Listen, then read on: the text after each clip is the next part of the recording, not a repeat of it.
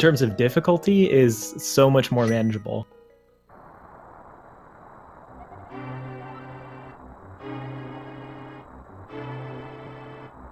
All right, we got Homer and, you know, I forget what Kyong's sprite name is, but this is all very normal for each of these runners, starting with the Power Gloves.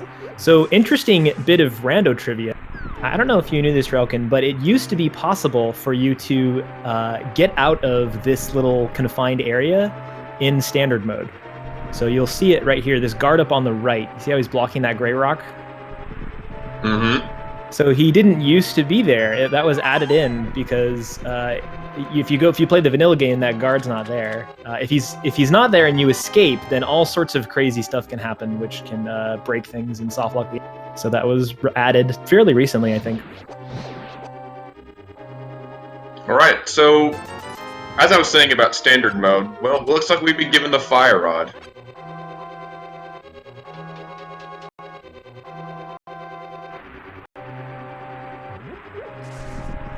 Another small thing to note, since we got that glove in Link's house, Willard went ahead and checked the rock right in front of Link's house, which has a 50-50 shot of giving you a bomb underneath it.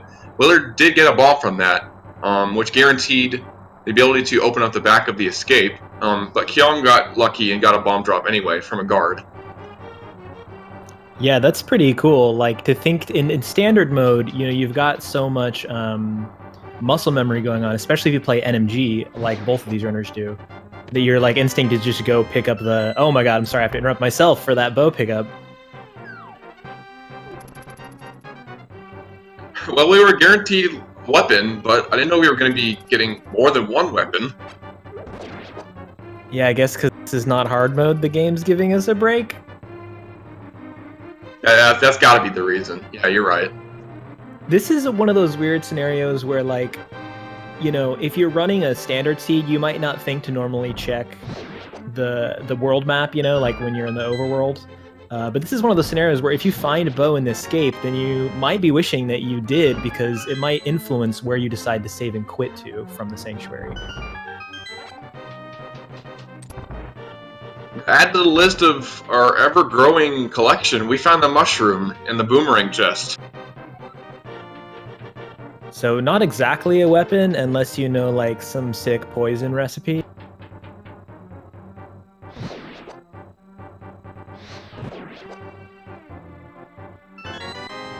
Kyong almost going back for those arrows. You could see that he was thinking about it. Maybe he's hoping they'll still be there when he walks. In Keysanity, you get these text pop-ups after collecting keys, maps, and compasses. And since this is standard mode, we are expected to get the small key to Hyrule Castle in here as we go. And since it was interesting just to see that both we get the big key of this dungeon and the small key of this dungeon, even though we know those are going to be these dungeon only. Yeah, when you're playing standard Keysanity, it's kind of this weird exception. Or I guess sensible. It's not weird. It's not that weird.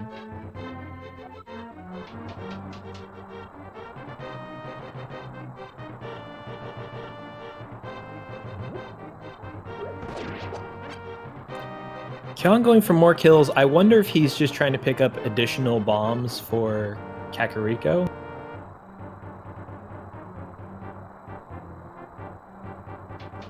It's not a bad idea. I mean, you would like to have a guaranteed, you know, being able to fully clear Kakariko once you get there in your first go.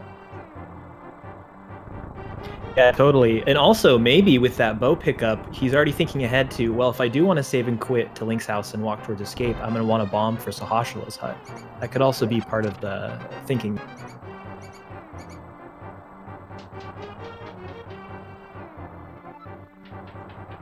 Kyong decided to pick up some extra magic. Willard, however, was probably more confident. Oh, actually, no. Kyong is trying to farm for some more bombs, like he said.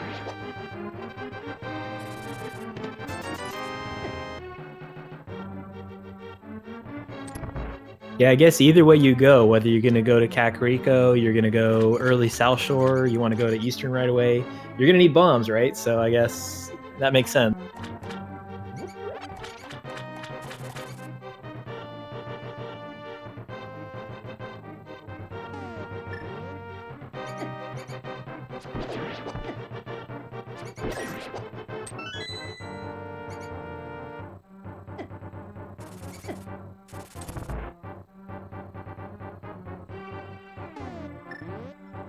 Willard being extra careful to place the bomb, and so is Kyong, right in front of that cracked wall, just so they don't waste it. We got the compass room back here and a piece of heart.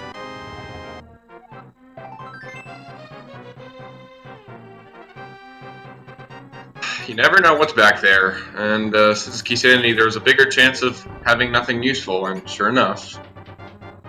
Yep, this time it's pure garbage.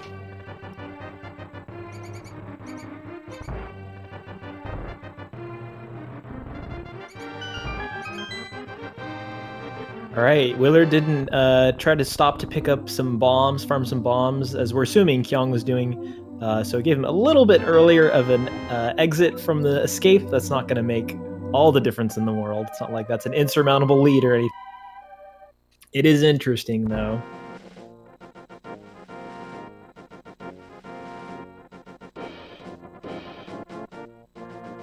Looks like Willard's decided to do a Houlihan setup, which is pretty common in Kysanity.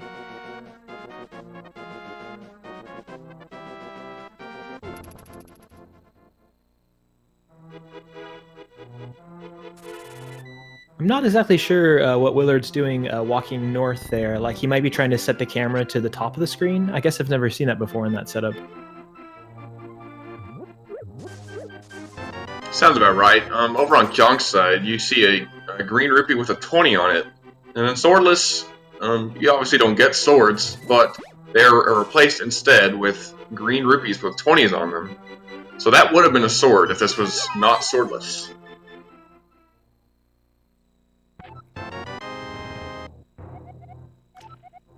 Big key to Misery Mire, and Willard picking up another bomb from the Grey Rock. Looks like he's going to head the south to Kak route, hoping to farm some bombs. But Kyong save and quitting from the Lost Woods dropdown. Without bombs, I gotta imagine this is an early dam to... Oh no, he's checking the mushroom. Oh yeah. Makes sense. Might as well do it now before you go to Kak. Maybe you get a bottle here. It improves your Kak play. Maybe it takes you somewhere else. You get a lamp or something. Considering that Kyong just saved and quit, if this mushroom does not yield anything useful, Kyong can just hard reset and keep that mushroom for potential fake counter later on. Yeah, which that's a really nice idea here. It's going to be no better time to turn in that mushroom than now unless you happen to get the flute. And even then, it's not a huge time difference. But Willard finding that pearl on the maze ray.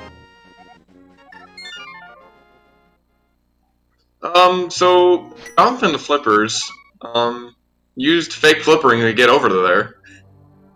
That's pretty great. I didn't even realize he fake flippered. That setup was so seamless. Like, I don't think he did an extra screen transition or anything. That's a really hard setup to just eyeball.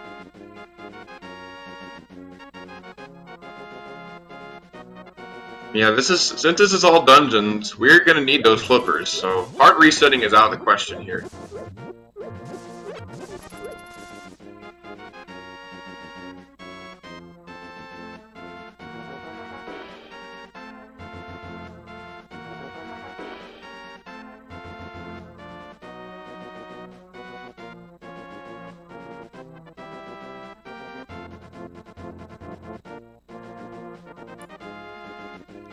I was gonna say it's interesting. There's been no map check, but you know what? I keep forgetting this is all dungeons, so that makes a lot more sense.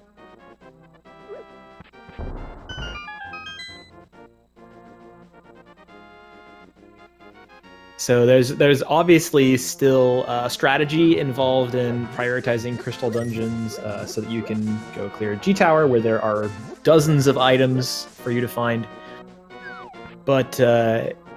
But in this case, this early on in the game, where there's only one dungeon you can do, you know, what's the point? What's the point in doing a map check just yet?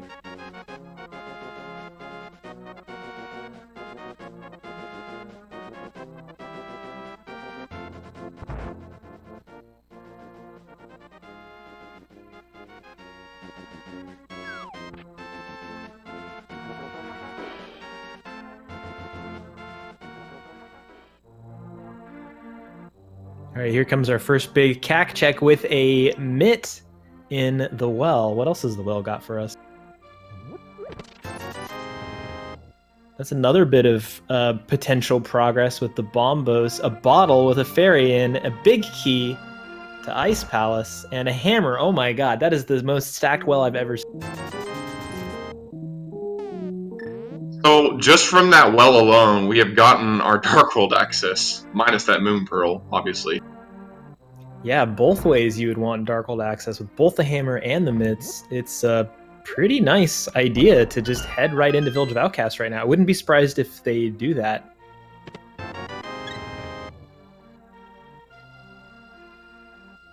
So small key to pod in Blind's Hut and a map. Oh, right, that's another reason you don't map check. That's why Walter was calling me out in chat and like, it's Key Sanity too. Well, duh. In Key Sanity, for folks who are like me and might forget, or for folks who might be new to this game mode, you need the map of the dungeon in order to tell whether or not it is a crystal or a pendant on the map when you do a map check. Yeah, and there's a couple things we can do to get around knowing, not knowing, is we can talk to Sahasrara to gain information on what dungeon holds the green pendant, and we can also talk to the bomb shop owner in the Dark World, Link's house, what the 2 red crystal dungeons are. Yeah, it's a nice way to gain a little bit of knowledge.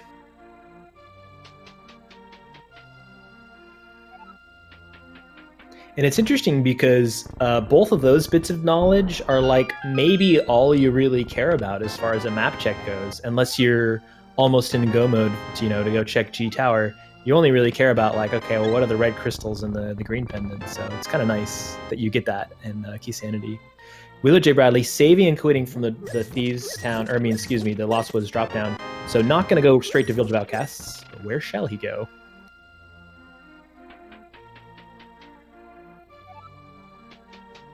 I mean, it looks like South Shore.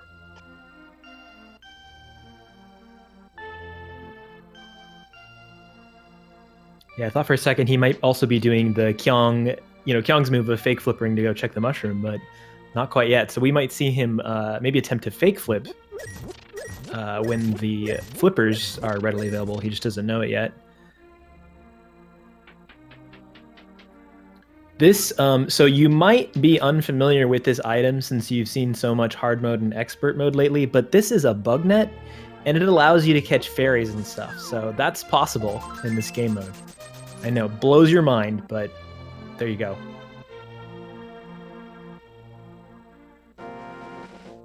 Yeah, who knew that bug net is used for things other than being swaggy? Yeah, let's see if Willard and Kyong remember how to use it even.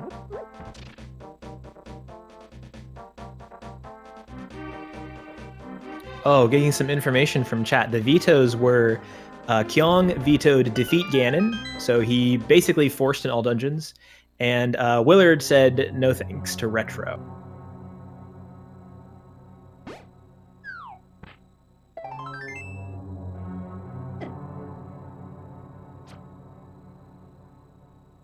Okay, well, on Kyong's side, Kyong decided to go straight into the Village of Outcasts, especially into Thieves Town. It's kind of convenient since you're already over there. And Willard's getting us a check of mini Moldorm Caves. So far, just a bottle with blue goo and 300. So that might incentivize fake flippering up to Zora's domain for Willard, since he now has 500 rupees.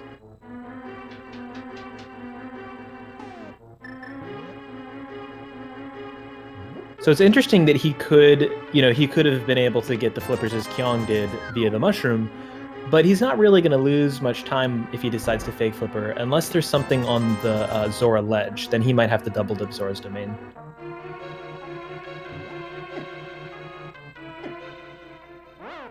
Actually, with that fairy in a bottle, he wouldn't have to double dip, but he would have to know a kind of difficult sequence break in order to get that desert ledge item.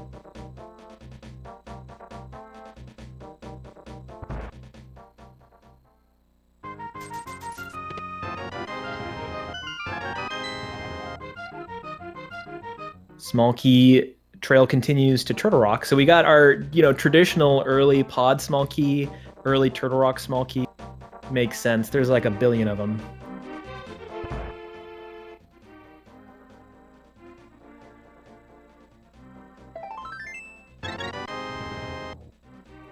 Already at 6 hearts. Is this even expert mode?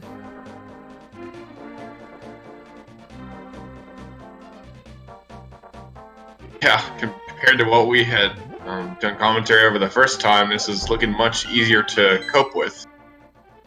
Yeah, I imagine we're going to see maybe 1 or 2 more D-boosts. An Ice Rod in the brewery chest. Since this is Key Sanity, there are going to be plenty of those quote-unquote ice rods to find. That's very true. I was going to say, at least we got that troll out of the way, but there are still a jillion others. But I do think that, correct me if I'm wrong, but wasn't Ice Rod their go mode in Game 1? I struggle to remember myself. It was some kind of ice rod, whether it was actually the ice rod or it was like a big key of some type. It was some kind of, maybe Key Sanity's version of an ice rod.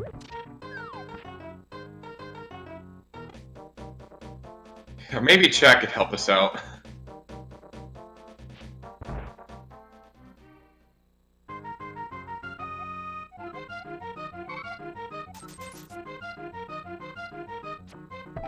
Kyong doing some archery games. So while Willard decided to do Chris Houlihan glitch, Kyong is making his money this way. You can play the game like pretty much infinitely. Well, actually infinitely, as long as you don't like waste your rupees by missing a bunch or something.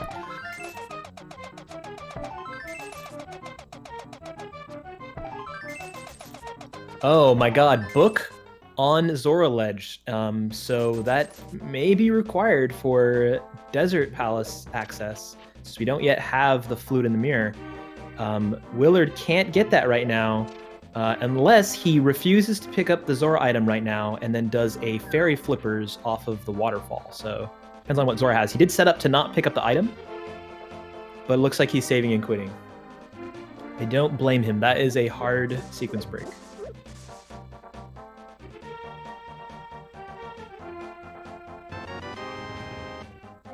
And it's also very obscure. I should mention that too. Was that a big key to Ganon's tower? Yeah, that's very soon to see we find that big key.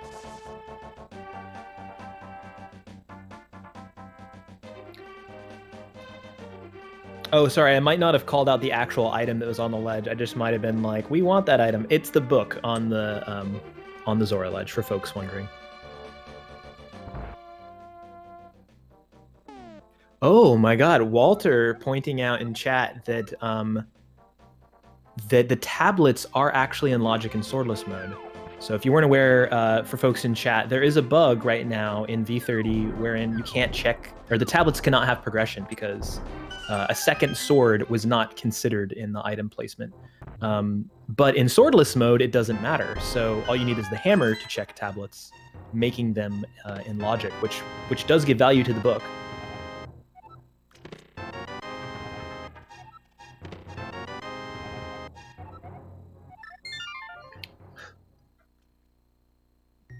Wow, so keys to 3 different dungeons in Pipe Cave, as well as a flute.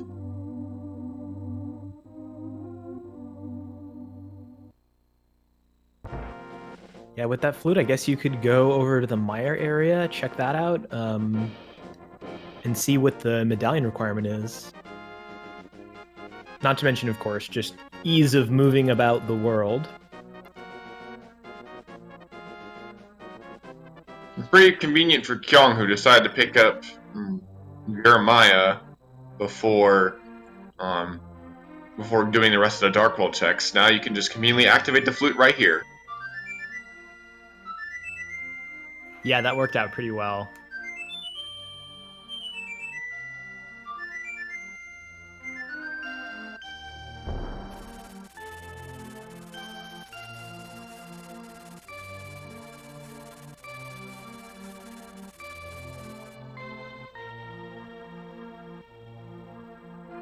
It's an interesting item. Like, it opens up a few locations, but you would kind of want other items to really make your overworld routing much more efficient. So like a mirror would improve the Misery Mire area, a hook shot or a mirror would improve the Death Mountain check. So right now it's like really good for movement, and it does open up stuff, but it's also interesting in Key Sanity, especially all dungeons, where you're so concerned with how do I maximize my overworld efficiency.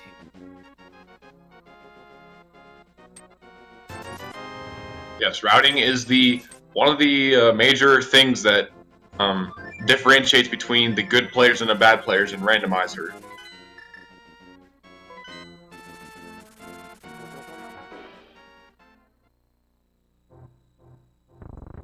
Interesting thing to note there, Willard making sure that he did not have a fairy in the bottle so that when he takes a death warp, does not get revived accidentally.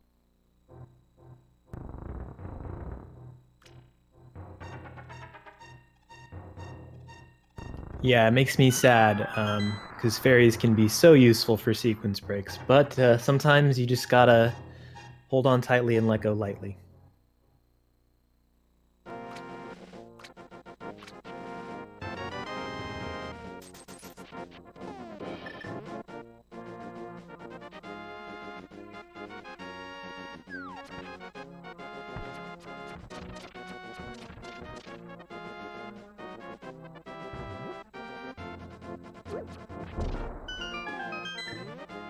All right, Kyong now picking up some items that Willard's already found here in Mini Moldorm Cave, but with those flippers, if he decides to go to Zora's Domain, he might be able to get that book earlier, which would be an interesting bit of divergence here. But Willard finds the mirror here in Hammer Pigs.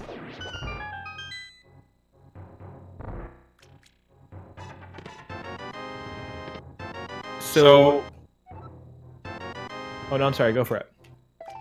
Yeah, so as we saw that book earlier, this will allow, once Willard grabs the flute, this will allow Willard to get to Desert anyway, without the book. Of course, they still might need that book anyway, so we don't know if that book is useful or not. Yeah, totally. It's kind of interesting that Willard was able to pick up that mirror, whereas Kyong wasn't, especially because Kyong returned to the smith, but he kind of did the first half of the chain, which is a common decision, you'd see routers make. You think of that chain as like, well, you want to do both together, but especially when you don't have the mirror, it might be a lot more efficient to do something else. And he picked up the flute, so he used it to go other places. But very interesting that Kyong was right there and missed out on that mirror. Mirror playing a huge role, of course. We're talking about overworld routing efficiency. It can play a huge role in making your route much more efficient.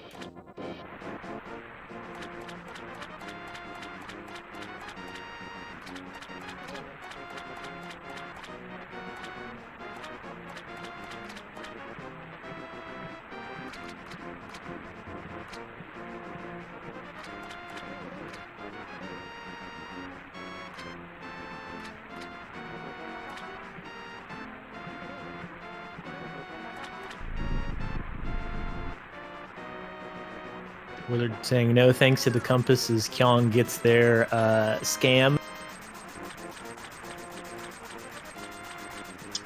But however, Kyong is going to go grab that book since they have the flippers. Yeah, this is, again, talking about overworld efficiency. You don't want to have to double dip an area in order to check a tablet, especially some of those tablets can be like kind of far out of the way. With the mirror, the ether tablet's not so bad, but Bombo's tablet, sometimes it's hard to find an excuse to go back there.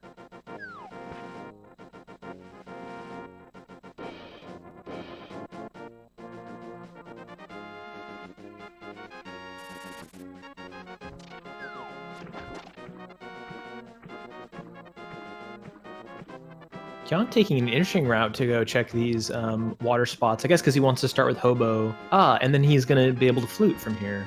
Right, he's got real flippers and the flute.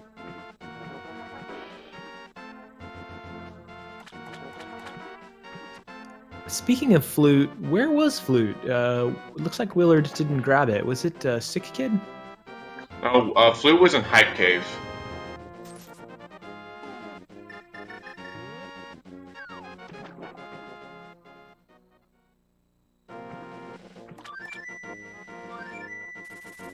Oh, I see. So Willard's routing that in now, looks like. But yeah, speaking of this exact moment, this would be a great moment. You're returning the purple chest. You're in the dark world. If you had a book, this would be a wonderful time to check the Bombos tablet. It's not the end of the world to have to come back here later. It's just those little, half a minute routing efficiency stuff that can really make such a huge difference in a really long game mode like Key Sanity All Dungeons.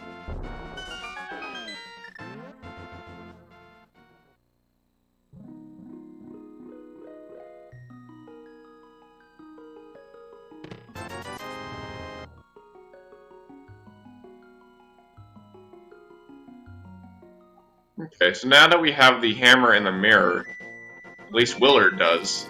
Willard can make their way up Death Mountain and go to the east side as well as checking the dark East Death Mountain. Yeah, and get everything that's up there pretty much except for the stuff in Hookshot Cave and Turtle Rock. So that's quite a lot of value. Oh, Kyong, right. Kyong does not have the mirror, so he has to go in the front door in order to get inside of Desert Palace.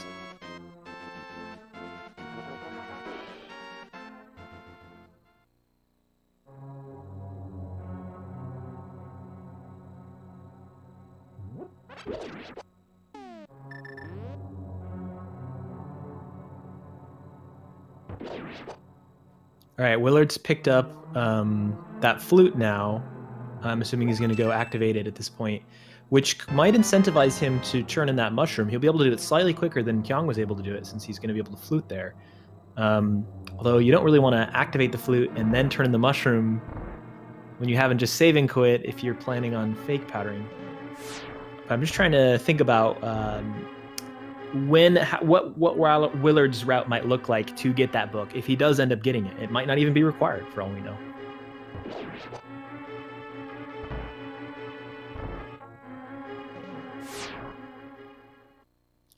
It's an item you don't want to see on like a ledge or something that you can check but not get to. Is something that may be progressive, may lead somewhere, but you're not really sure.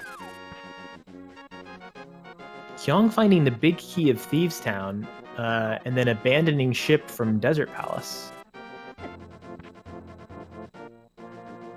Yeah, since Kyong didn't have the boots, or the small key to desert, or the big key to desert, there was not much to do in there. And considering that they only found the heart container, they had to leave that.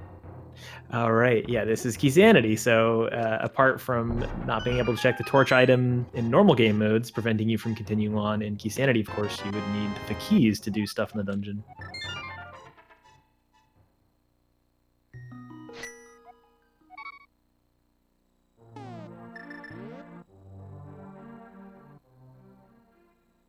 So that big key gives them access to 3 more items in Thieves Town, but there's still an item that they can't get to, which is the big chest. They would need the small key to get there.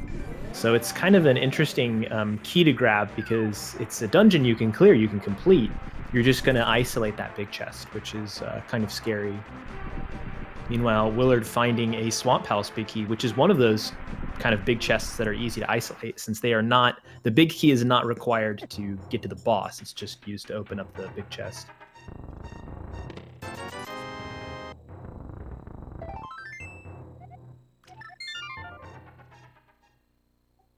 Kyong finding nothing in the Meyer shed, but also gives a look at the Meyer medallion, which was Quake. That was a sick bumper strat from Willard there.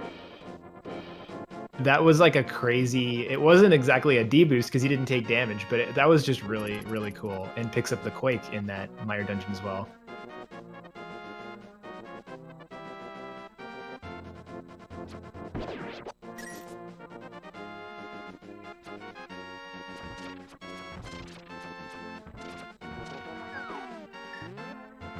Here we go. Kyong going to check the back of Sahashla's hut. Will he dip into Eastern after this? Doesn't have the big key. Green Pendant is Ice Palace.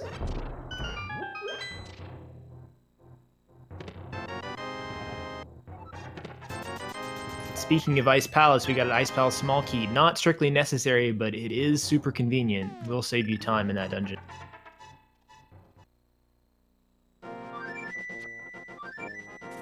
Okay, he's abandoning ship. I don't blame him. That's speaking of efficiency. You don't want to have to double dip a dungeon. That's a huge thing. Like I think people who win in Key Sanity generally are the people who double dip areas less.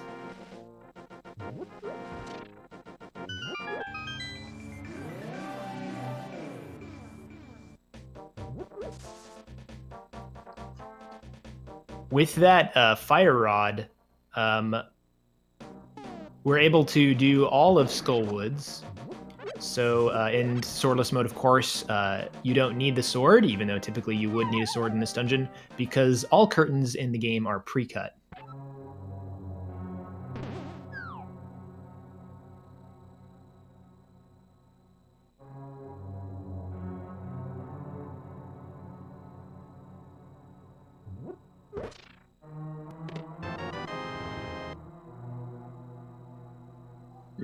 Willard thought about using the mirror to get back to the beginning, but thought better of it and decided to get some of his health back. Yeah, I think that's a really smart idea. You're looking at maybe a Hammer Moth fight. Maybe you can get a couple Fire Rod shots off. But yeah, other than that, it looks like Hammer Moth, which you tend to get up close and personal. So 6 hearts is already pretty scary.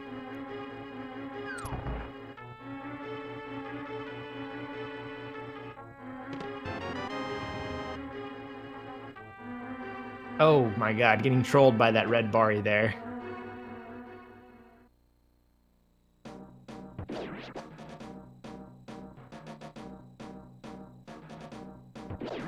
That was a really interesting way to go through that mummy room. I think that this is it must be an alternative strat that he developed to save on magic, so you don't kill as many mummies. But it was really fast and clean, and he's got more magic than he would otherwise, so that's really cool.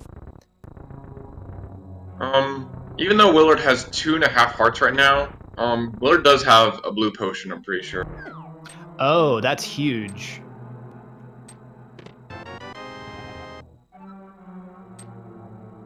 Nice, Fire Rod hits. So hitting Moth when he's on top of the wall usually will cancel the damage because the spikes will basically cancel damage.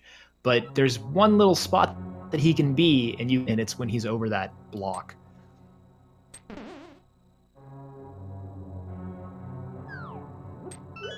Oh, that was a beautiful fight. Saves his potion, too. And gets a fake sword for his trouble.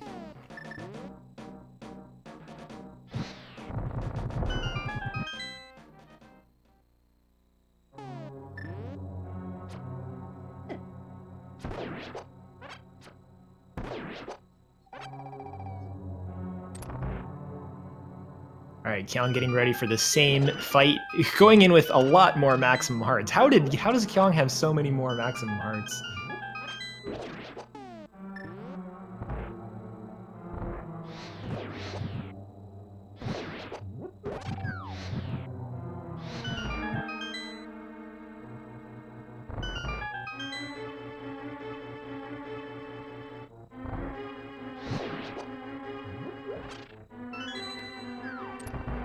Here we go. Many more hearts than Willard, a little bit less magic, but let's see how Kyong fares.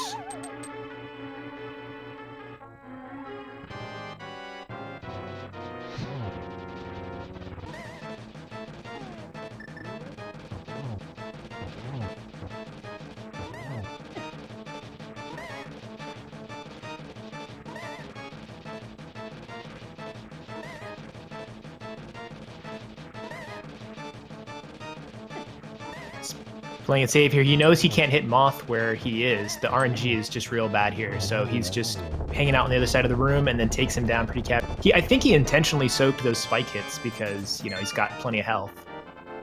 So that just shows you, like, confidence with low percent Moth.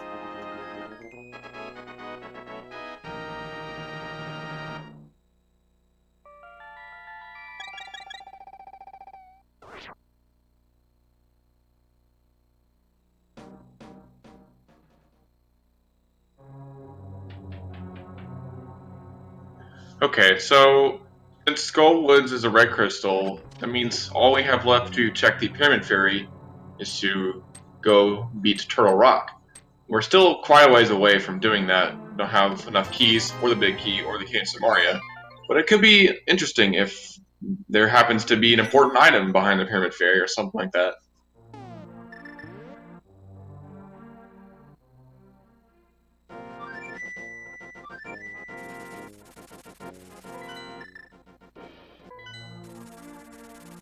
So it's cool that like it's interesting that Myers Quake. So in swordless mode, most of the time, if you would need a sword, now you would need a hammer to do a thing. So like if you want to check a tablet, well, guess what? You're gonna need a hammer instead of a master sword to check that. But medallions on floor tiles like that are an exception. So you can always use your medallions on a floor tile. Oh, picking up that small key to Thieves Town. Did Kyong not get that before when he was in the Mizrymire area? Did he not do the Mizrymire checks? Kyong did not have the mirror. Oh, wow. Yeah, that's right. Which Kyong is about to get in just a second, so. So that really, like, there's no reason not to go to Thieves. It's all dungeons. You can full clear it. You know, as soon as you can full clear a dungeon in Key Sanity, it seems like it's great to go there. So that's an awesome advantage for Willard, especially if Thieves Town does have progression, because it'll push him in there maybe slightly earlier. And Kyong's kind of isolated that spot. So I don't know if he'll come back there unless he gets a reason to check Desert or a way to get past the first room in Misery Mire. Because although we can open it, we can't hookshot or bonk across just yet.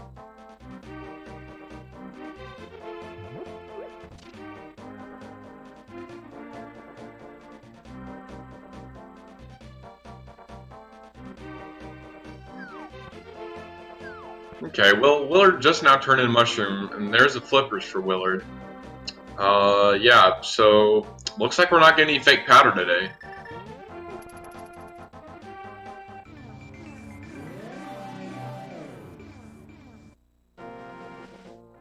Yeah, it makes, I mean, it would be an interesting decision to hold on to that for sure. I doubt he's going to go to Swamp Palace soon, considering what's open to him. But he knows he needs those flippers eventually. So why waste time by resetting when you can just pick it up then? Also, we enjoy sequence breaks quite a lot. Like we all love to see that, especially when it creates divergence between runners. But it is interesting to know that you're actually less likely to find progression in a sequence break than by following the logic. So that's another thing to keep in mind here about why you might just do the normal mushroom turn and then pick up your progressive item. Because well, I could save it for fake powder, but it's actually not as likely to pay off for me as picking up that book might be.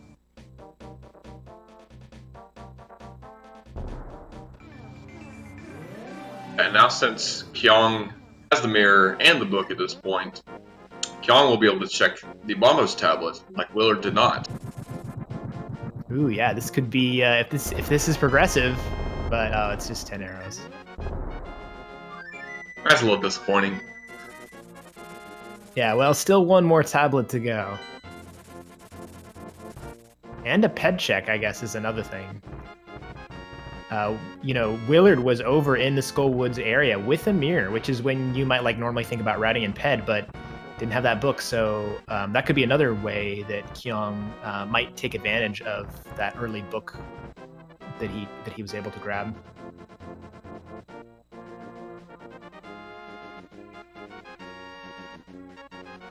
Single arrow requires the hammer. Is that what I read? Yes. Not sure how I feel about that. I mean, yeah, it's not the best hint, but if you get like a unique item hint, at least now you can maybe rule out. Well, I know that the unique item is not the single arrow if it's not hammerlock. Oh, I missed that one though. It was something about a bottle and something else firelocked in Misery Mire. Did you catch the other item? I'm about to get a second look here on my other screen. Ooh, it's an Aghanim's Tower key. Ooh, Willard's favorite item in Key Sanity All Dungeons.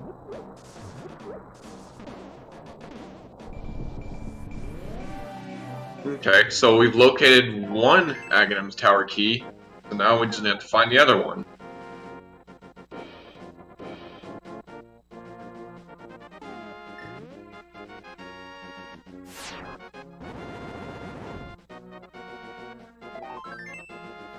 Just a piece of heart. So, okay, two book checks down for Kyong. Even with the logic bug not being a problem in Swordless, both tablets yielded nothing. It's so sad. This is not the year to celebrate literacy, apparently.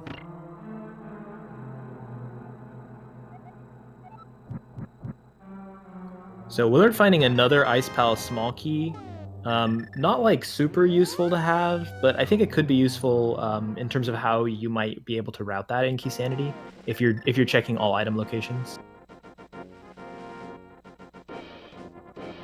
Kyong getting a hint that there was nothing useful at Graveyard Ledge, and also getting a Palace of Darkness key in Hera. That pod key is nice. I mean, that puts them up to 3 of the 4, which are the minimum required number of small keys that they're going to want to full clear that. And Ether on the floating island. So we no longer care about what Medallion Turtle Rock is, even though we're about to take a look at it. Oh, Willard doing a hammer blind fight and gets off script, misses that second hit there. This is a good position for the head to be when he's going back and forth between corners. So he's in a nice position right now. Nice also position for the second head. So let's see if he can pull this out here. Oh, right. This is normal mode. So Canterburn strats, here we come.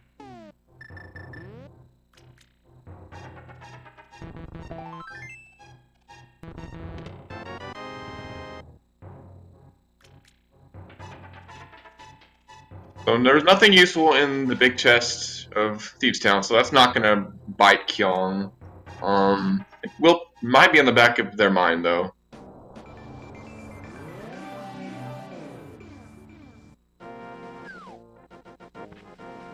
Also, Willard's second crystal. That was a crystal, right? Off of his blind. Oh, you know, I was looking at Kyong's screen at the time, I think. See that, or I was typing something in chat. Yeah, the tracker showed the crystals. There you go.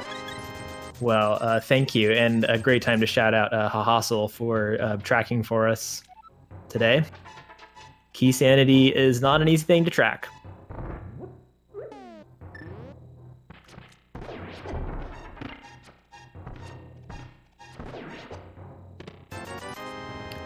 Eastern Pal's big key is in Misery and Mire. Now that is a nice hint. Oh my god, and the Turtle Rock care package here for Kyong, getting like a lot of things he might need, except for maybe the big key and another small key to Turtle Rock. But he did pick up a small key to Turtle Rock, big key to Skullwoods, and a Canis Samaria. There's another one of those ice rods that, since we've already completed Skullwoods, that big chest is just sitting there by itself. Yeah, I guess now that I think about it, I totally forgot that both runners did Skullwoods. So a ped check and big chest check are both a little bit isolated for both of these runners.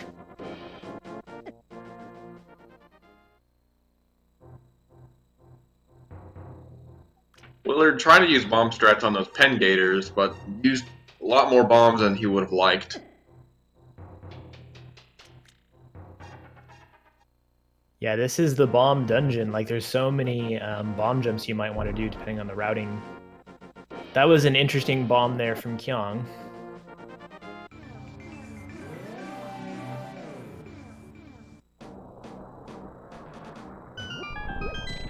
Oh, so he was... Sorry, go ahead. Yeah, I guess you're about to say that Kyong maybe forgot to check the floating island and just didn't see Ether the first time passing by. I think he might have seen it, but he might have been also another explanation anyway is that he was heading up to Turtle Rock to then, like, you know, with his newfound Canis Samaria, but then remembered, oh right, I gotta go grab that Ether medallion first. It's one of those anyway.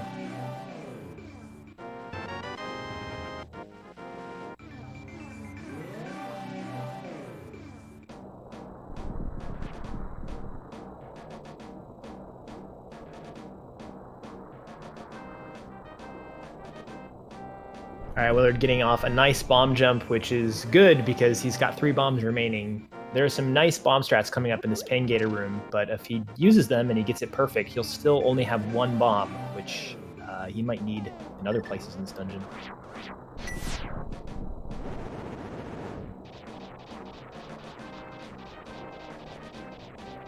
Gets off that bomb strats to kill all those Pain Gators. I love that strat. It's so cool looking. He had to improvise a little bit there with the hammer. Ordinarily, you might do something like bonk over the line of Pain Gators, but he had to try to figure out a different way to get through there. Oh, I missed that hint. Let's see if I can catch it again.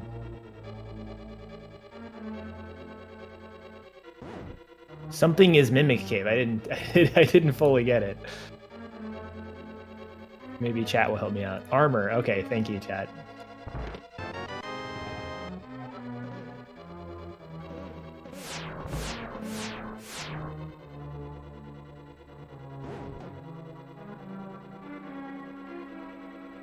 All right, and there's another pod key for Kyong, and also Willard getting a small key as well.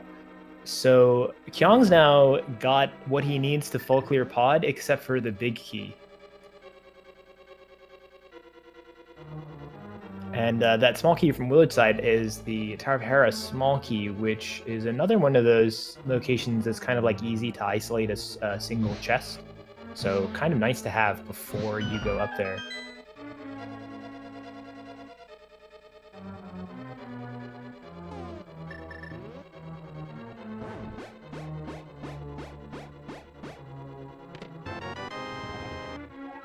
Ooh, Kyong getting a vanilla small key in Turtle Rock. So that brings the total up to 3 keys. He can get to the boss with that if he also were to happen to find the big key in Turtle Rock. But that would be like the Death Mountain care package to Turtle Rock if we found all these items up on Death Mountain. At the very least, though, there are a few more chests here he can check. Without the big key, it's an interesting choice. Like, do you go check the vanilla big key chest in this situation or not? Because you can get to the boss using only 3 small keys, but that's only if you don't check the vanilla big key chest. However, in this situation where you don't even have the big key, do you take the risk of just not checking it, or to maybe try to retain the small key? I don't know the answer to this question, so I'll be looking carefully at what Kyong does.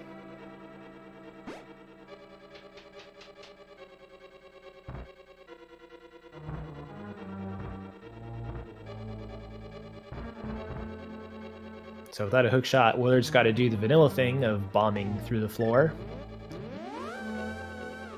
Oh, Kyong abandoning ship. Okay, so he decided he doesn't want the armor from Mimic Cave, and the only other thing he can check right now is that one chest, the Mickey chest. So that's exactly the choice he made. I don't want to waste that small key.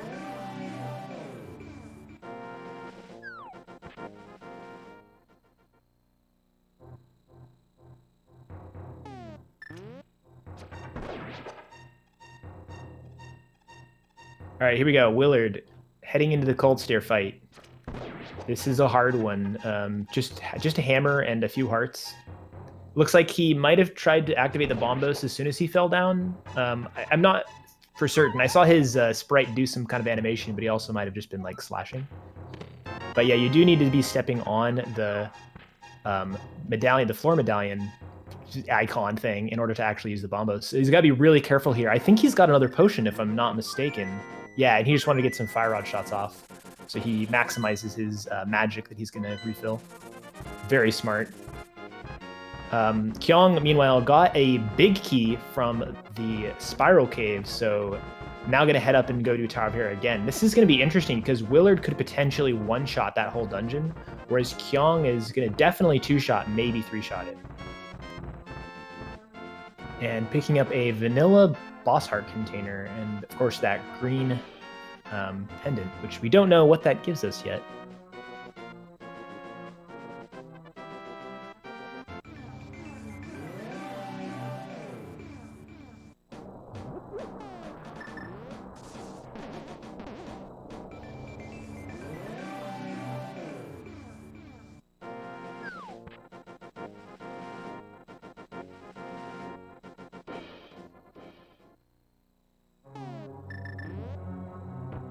All right, Willard gonna catch up here. Grab that book. Unfortunately, we know that it doesn't really lead to anything. It might give us a hint on pedestal. That's like the last use for it.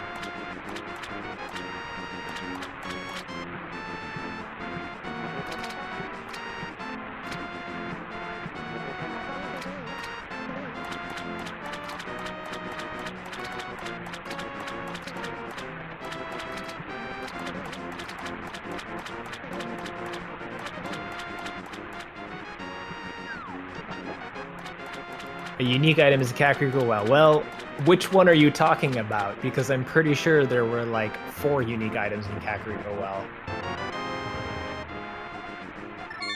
The hint system is trying its best. Come on, give it some grace. At least we know it's not the single arrow, right?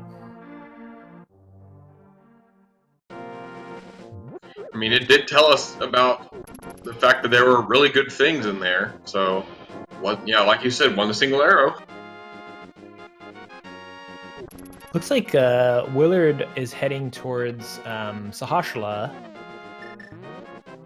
So that's one of the locations that Kyong has checked in the overworld that Willard hasn't got to yet. But the question is, where does he go from here? Because he's got that Tower of Hera small key, a bunch of stuff open to him on Death Mountain. So that's a play he could make for sure. He could also decide to dive Eastern or another dungeon that he can't full clear. Oh, right, he's got that green pen to turn it and gets the 4th small key to Turtle Rock. So Kyong dived, or yeah, he dived into Turtle Rock, but dipped out before checking the Vanilla Big Chest, or yeah, Vanilla Big Key, because he didn't want to potentially spend that key and prevent himself from getting to Trinex later. But in this case, Willard will be able to safely check that big chest, Vanilla Big Key chest, and find out what item is there. And if it's progressive, particularly if it happens to lead to the Vanilla Big Key for some bizarre reason, then that would be enormous.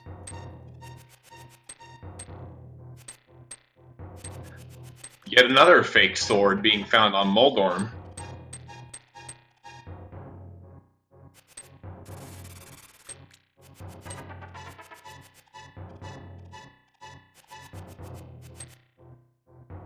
And Willard echolocating with the old man here. You have to use an item that makes noise because the old man's hearing aids aren't turned up high enough.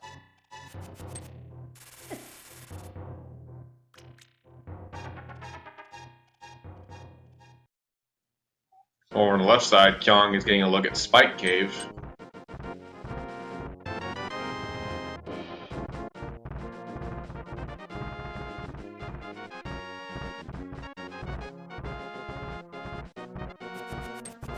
And Willard picks up the silver arrows from the old man. Most likely, Kyong is gonna get that, I would think. I don't know what that was with the boomerang. I have never seen that before.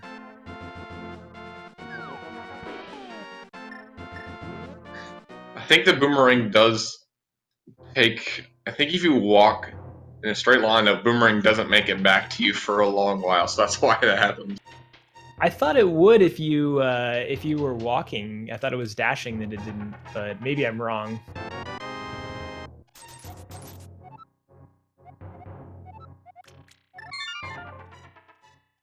Man, yeah, it's just really disincentivizes going to dip Eastern when you know where the Eastern Pal's big key is, and once you find that, you can full clear that dungeon. So we're just short of a boots or a hookshot in order to be able to do that, which is, I'm sure, why, you know, Willard has been avoiding Eastern Palace the last few minutes. Or a reason. I mean, there's many good reasons to not go to Eastern Palace, but that's definitely one of them. But it looks like Willard's gonna catch up here with the Death Mountain checks. Not that he's behind, but I mean, like, you know, do the checks that we've seen before, at least. But now he's gonna be able to do them a little bit more efficiently and maybe show us some items that we hadn't been able to see before.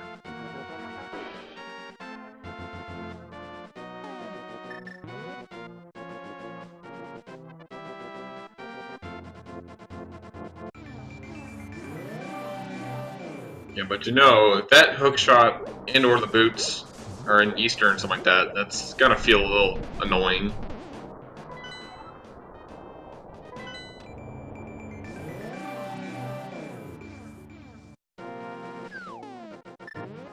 Willard showing us that both House of Darkness and Mr. Meyer are crystals.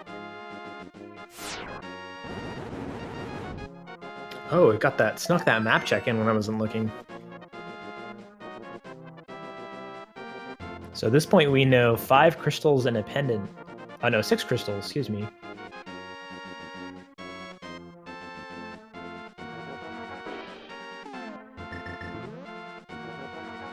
Welcome to Counting with Kern.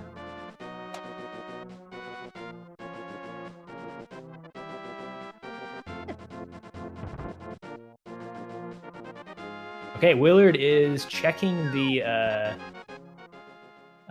this whatever spiral cave first. Might lead him to go back into Tower of Hera before Turtle Rock, but we'll be able to see that tile room check possibly in Tower of Hera, which is one of the locations that Kyong wasn't able to check because Willard found the Tower of Hera small key in Ice Palace, I believe. Kyong's just about to get it.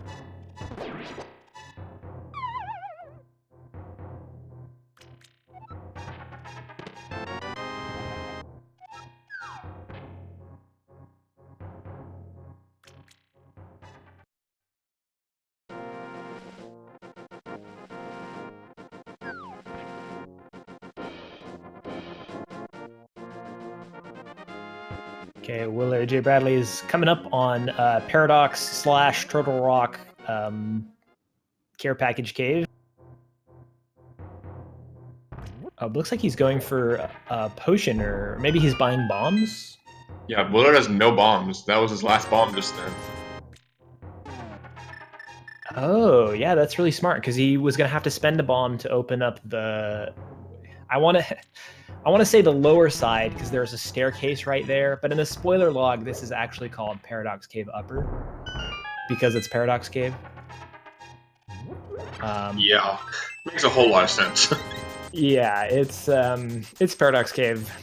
But yeah, he's going to need to spend a bomb there and then maybe bomb jump across. So this just guarantees he's going to be able to do that. It's pretty smart. These people are so smart.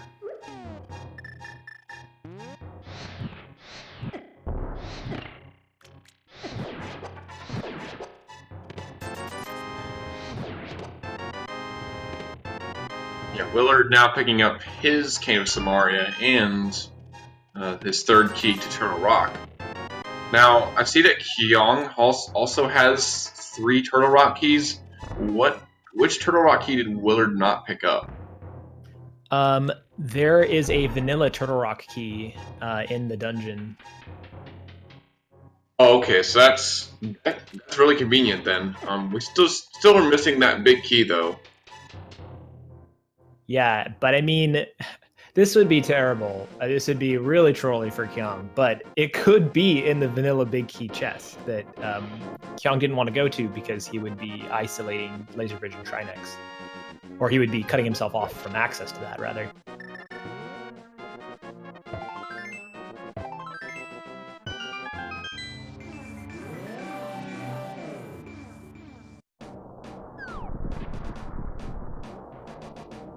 So Willard can't hop in right away to Turtle Rock. Not that I think he would anyway, but because he doesn't have that ether yet from Hookshot Cave.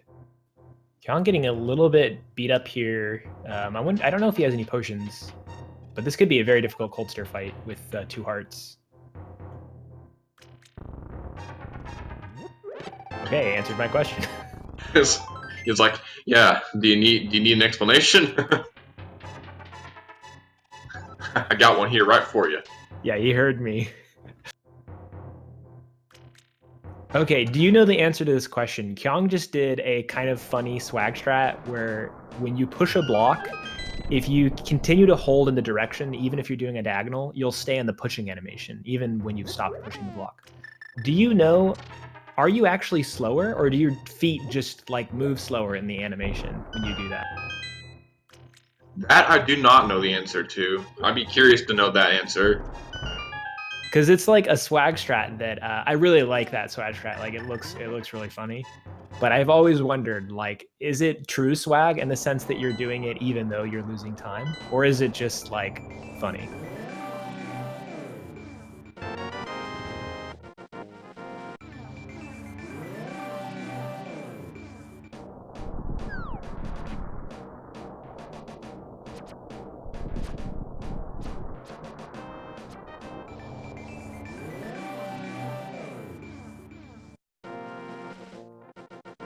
Andy hovering into the commentary conversation to airdrop that a pushing animation generally does make you move slower.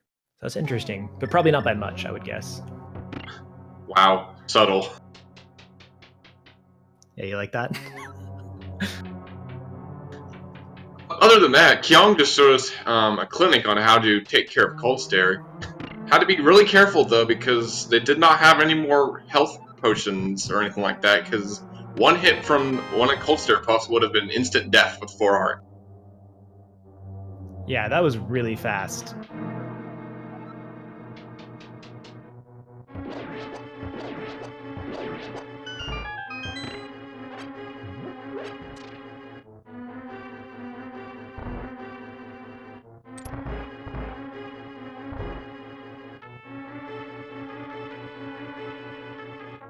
So Willard deciding to check the top of the tower first. You might, he could have checked the tower room while he was downstairs, but also why not see what's up here? Like maybe you get hookshot, maybe you get a reason not to go to tower room, right? So if you can find a reason not to do that, then that's always great.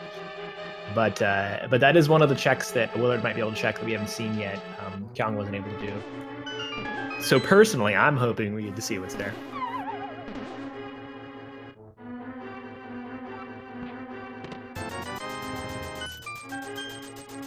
Oh, Kyong, going to Sahasrara to drop off the green pendant from the Dark World.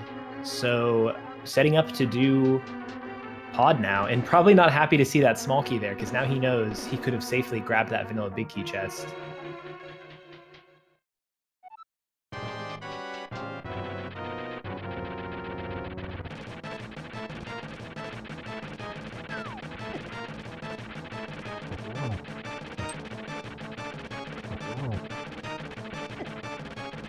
But now Kyong is going to get our first look of House of Darkness, and WillardJBradley takes out Moldorm for his 3rd crystal.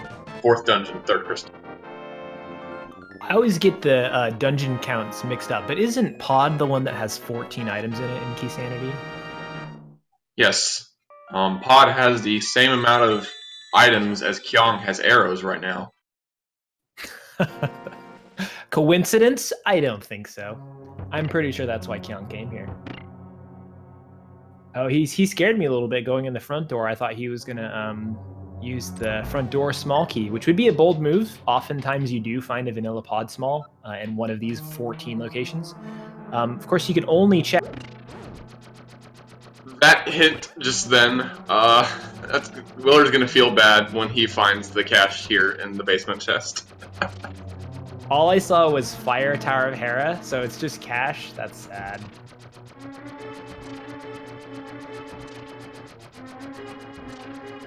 But yeah, even though there's 14 items here, can only get 12. He's going to miss out on the big chest and, of course, the boss item.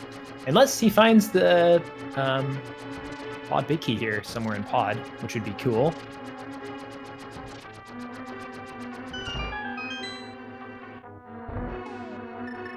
Ooh, small key to Swamp Palace. That's a very nice find.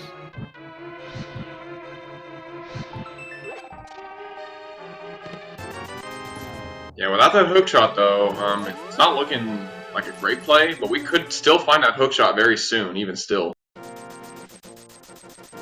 Oh, it's interesting here. So because Kyong does not have the boots, he's not checking that chest that you would normally bonk across. So, having 4 keys necessitates you going around a little bit the dungeon in a funny way.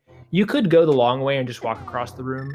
Although it is possible also to bomb jump across that gap, it is very difficult. But it's kind of an interesting divergence that you might see here than what you might see normally in doing pod and key sanity.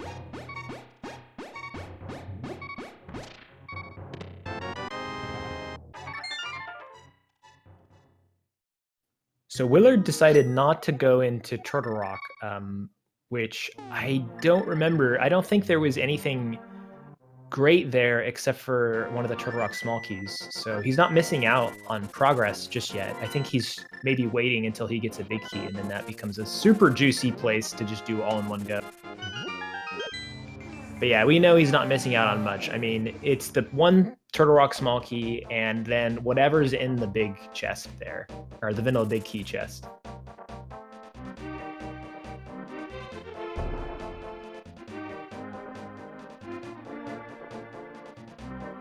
Kyong messed up the hammer yum setup just then. Have to try again. Yeah, it's important that he do this hammer jump in order to save that small key, even though he can't check the big chest.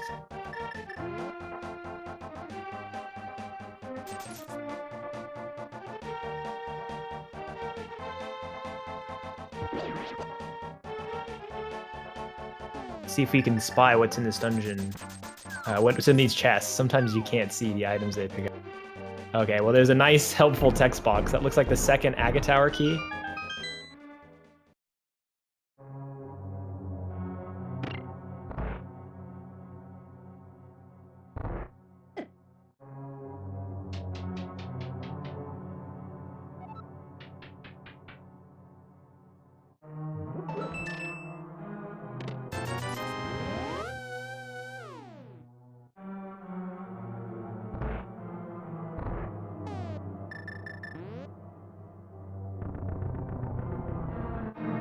Okay, and the other item is just a map of Tower of Hera.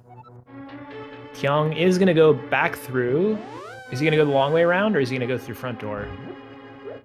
It's just so hard when you're trying to full clear pod with only 4 small keys. You just got to take the long way.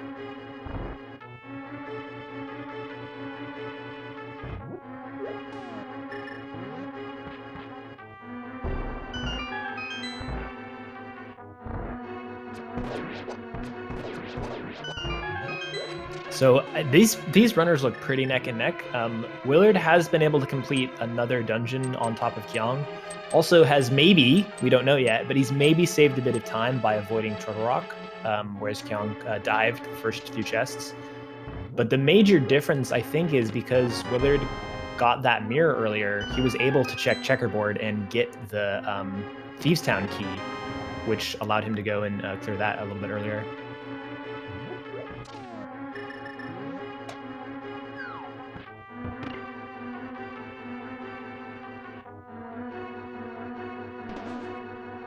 Okay, Willard is going the south way first.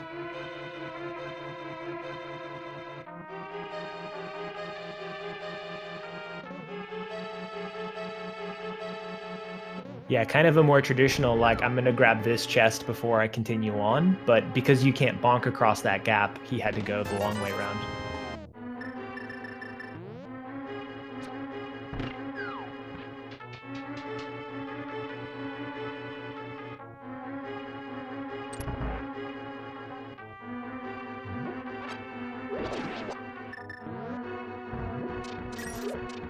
Right, just bombs in the vanilla big key chest, and one more chest we haven't seen here from Kyong. So far, it's been kind of a bust here. Small key to skull, so yeah. Other than that Aga Tower small key, which I think is the second one. I want to say we called out another Aga Tower small key, unless I was wrong about that. So there was a Castle Tower small key in pod, is that what you're saying? Yeah, in the Dark Maze in the bottom chest. But we saw an earlier one, right? Like in Kakariko or something. There was the other one we found a hint about for, I believe, in Meyer, which is in a fire.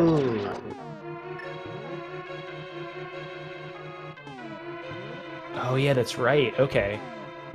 So Meyer having both that small key and also the Eastern Palace big key, that's kind of... that makes Meyer a really juicy target. So as soon as they get those boots or hookshot...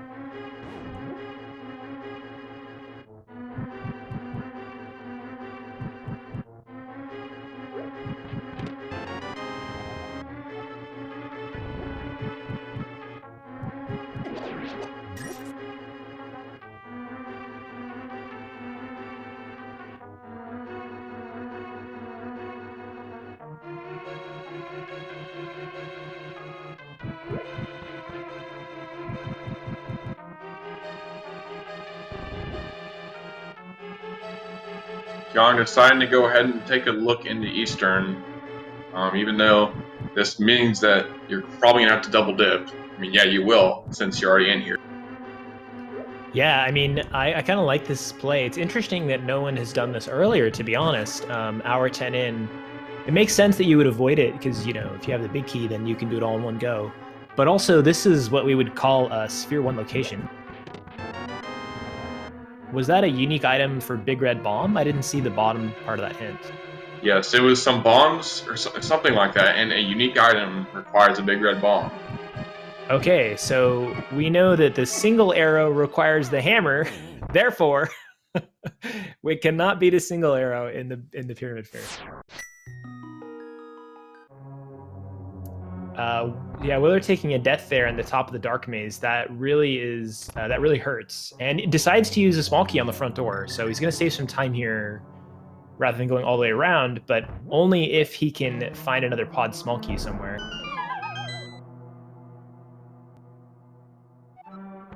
Because he's going to need that to get to Helmasaur once he finds the big key.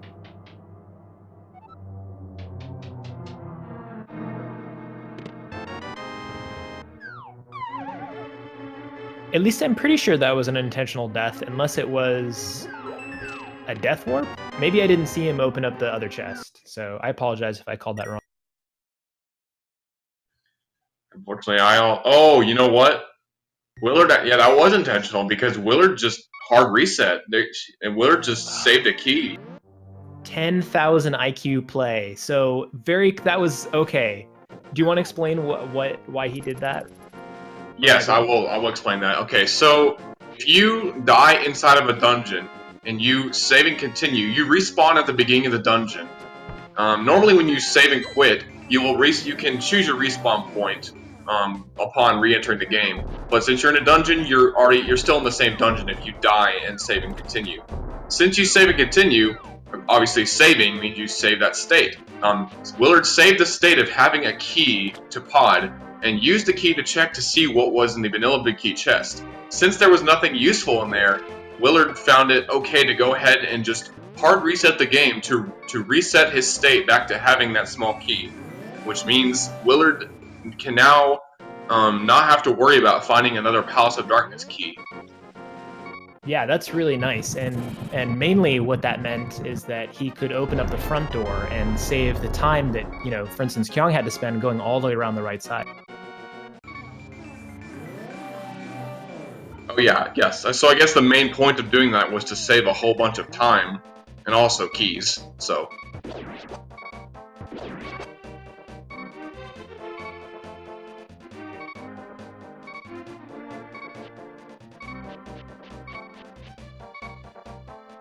Okay, here we go. The Swamp House play from Willard as Kyong is going to check what these two chests are in Aga Tower.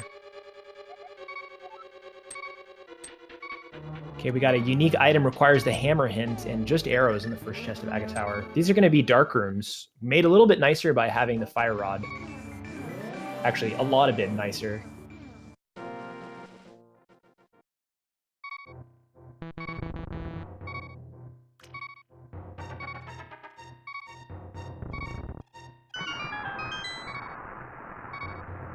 Oh man, just arrows in Aga Tower.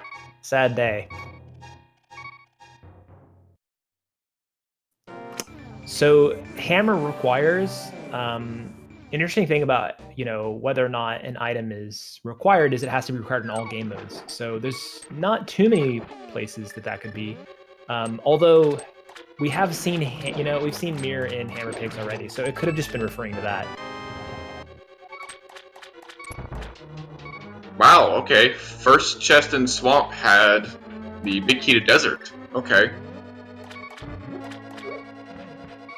I think Willard has avoided checking the otherwise what would have been two items that are available to him there, so he gets a little bit of dungeon routing efficiency points by picking that up first.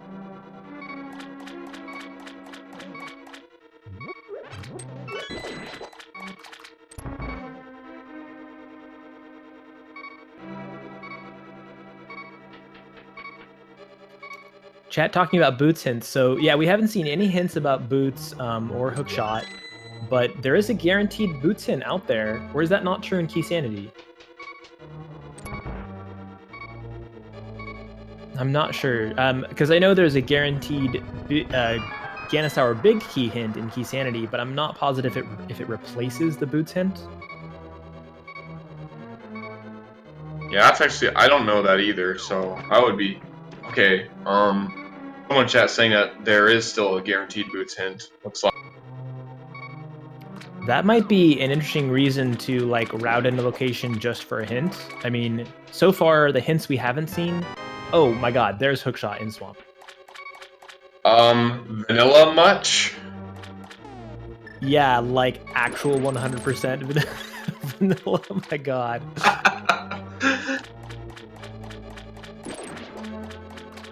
Willard just made a good play since Hookshot was in the big chest of Swamp, and now they can go ahead and full clear Swamp. Hey, look, the compass is in the vanilla chest too. What the heck? Oh my god, isn't that the actual vanilla swamp compass chest as well? Yes, I do believe so. What the heck?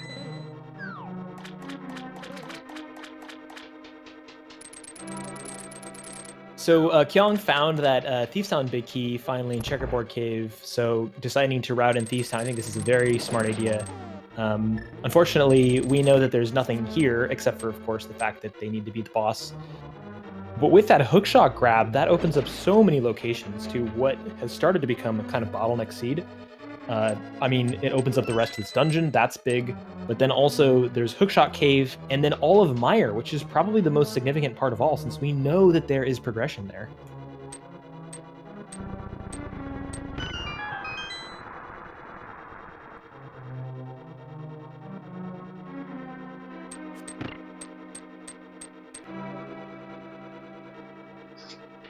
I don't think we saw a left side swamp hint, so this is going to be new information over on Willard's side.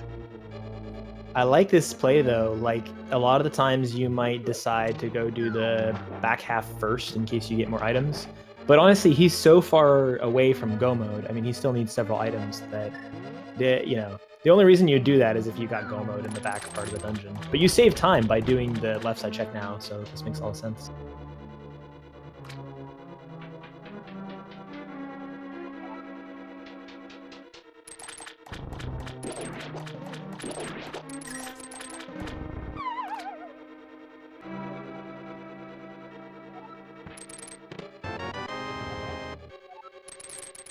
Oh my god.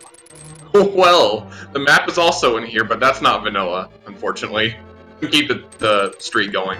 And there's a single arrow. Ah, there we go. Yep, requires the hammer. We knew that. Single arrow requires the hammer.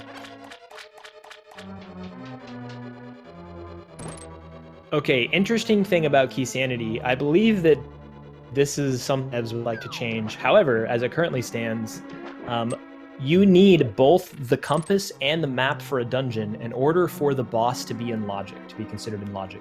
So with getting both, getting all three of the hookshot, the map, and the compass inside Swamp Palace, which has been bottlenecked for a while, this is a very, very strong breadcrumb towards Argus having something.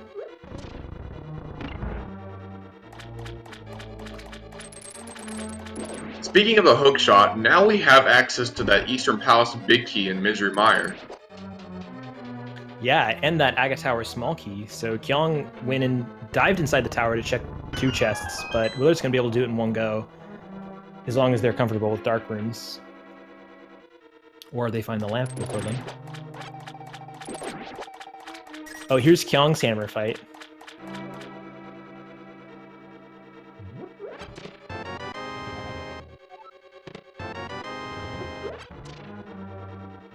This is like perfectly on script right now with Kyong. This is amazing.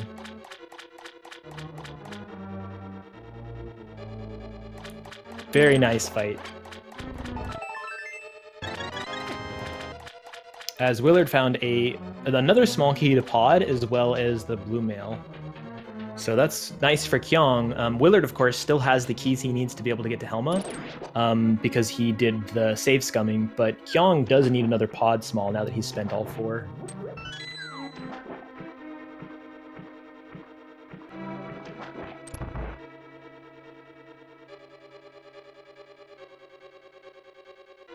Okay, here comes the Argus fight, and since it's a swordless, we're going to be seeing some menuing strats here.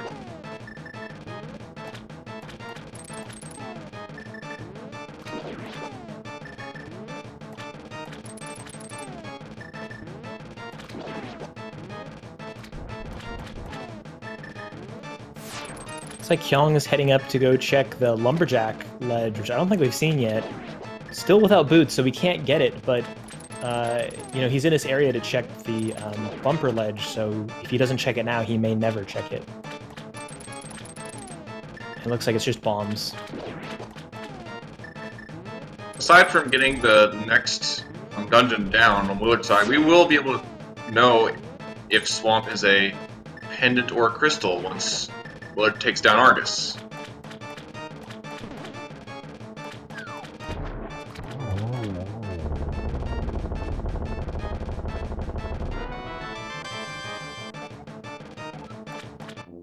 So it looks like it's a pendant, and I was wrong about Argus having progression. Just has a map to Eastern Palace. But now that we have the map to Eastern, we can know what our final crystal and pendants are. Ooh, good point.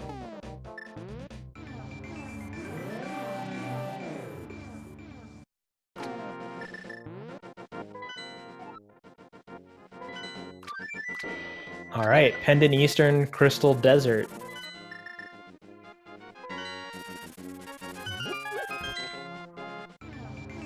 So ignoring for a second that, well, actually, no, let's not ignore pendant dungeons. This is all dungeons. I was trying to figure out what we need for Ganon's Tower, but it's the same either way, really.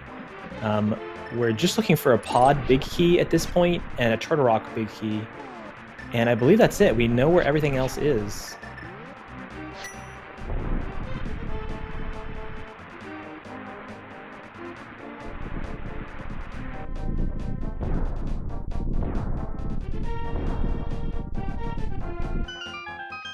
Willard now entering Misery Mire. Kyong is about to go grab their Thieves Town small key. He's going to be pretty annoyed when they see this. Yeah, considering they were just there.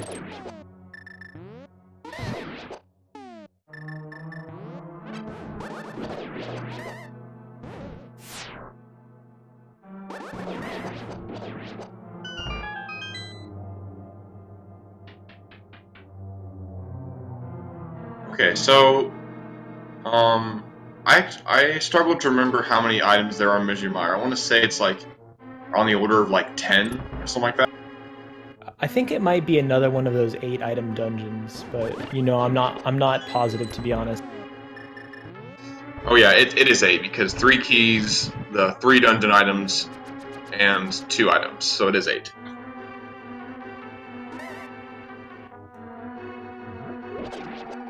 And we already know 2 of them, and those would be the bottle and the Castle Tower small key.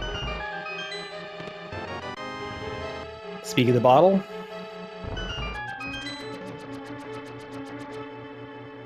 All right, here comes Kyong, hot on Willard's tail. Gonna get his hook shot, gonna get another small key to pod.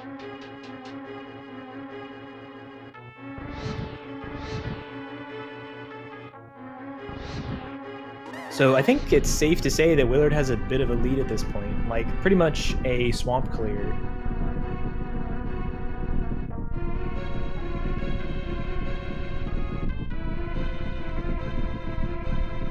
There might be a couple of items, or a couple of Overworld locations that Kyong's checked that Willard hasn't done yet. And also, Kyong has dipped Turtle Rock, which Willard hasn't yet done and may end up doing. And there's that Castle Tower small key, as foretold by the hint. The prophecy has come true. Didn't you make that joke last time we did commentary? I did, but you also said as the told for hint last time, so I'm just being consistent. Good point. I had to tell that joke again as the prophecy foretold.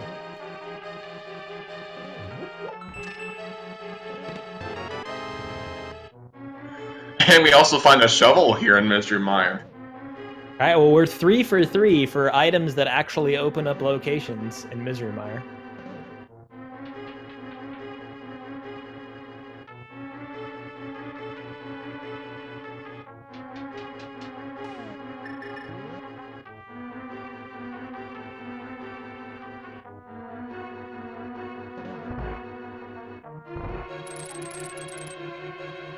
Yeah, Willard did some nice routing here in Measure Meyer, and because this is Key Sanity and Willard came in with the big key in tow already, you could choose to go straight to the left side, hit the switch, and then come back. And there's the big key of Eastern, also foretold by the... Yep, puts us at 4 for 4. Oh my god, 5 for 5. Desert Palace big key. Wait a minute, did I miscount? I must have miscounted. There must have been a chest or two I didn't see. That was the pod a big key, not the desert big key. Oh, did I say misery big key? You said desert big key. Oh, I don't even know what I'm doing anymore. You let me down, Misery Mire. I wanted every chest to have progress. You had to let me down. The big chest was the only letdown so far that had just a big 20 in it. I mean, the heart containers, I mean, it's useful, I guess. Doesn't open up locations.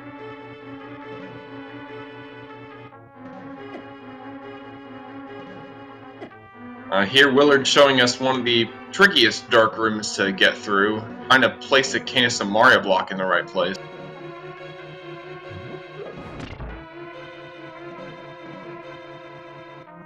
Makes it through just fine.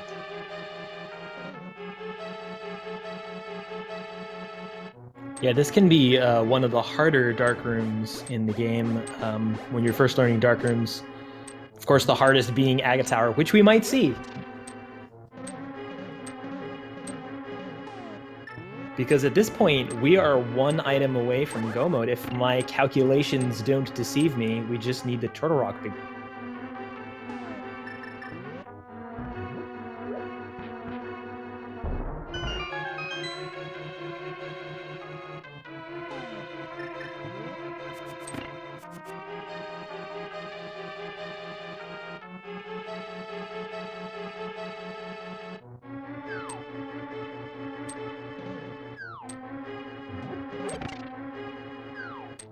Okay, coming up on Willard's side is the Vitreous fight. I mean, we're used to seeing in this bracket stage of the tournament, like hard and expert fights where we don't have the silvers. In this case, we get to see an easier fight for once. Yeah, I don't want to jinx it, but so far this Key Sanity All Dungeons is looking pretty jet. So those silvers were picked up via the old man that Willard sequence broke in the dark. Kyong did not do that sequence break, however, so if he does come into Misery Mire next, which is the best play, really, that's available to him, you know, statistically speaking, and also because it has guaranteed progression, then we might see a little bit harder of a fight from Kyong.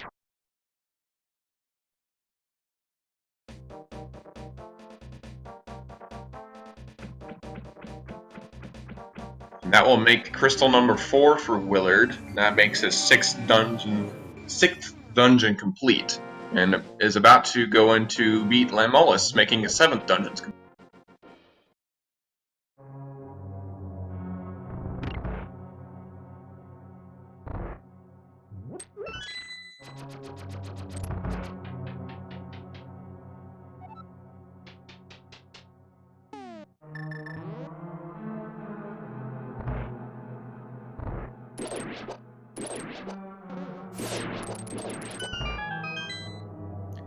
Willard with the 10,000 IQ play, avoiding that big 20 pickup because he knows if he gets 5 rupees, his rupee count will be perfect. Oh, but he grabs a green rupee. Sad day. Only caring about the important things, like get your rupee counts.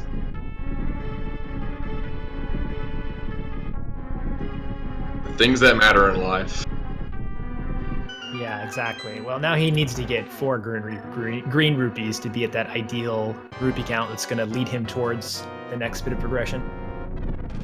Because that's totally how that works.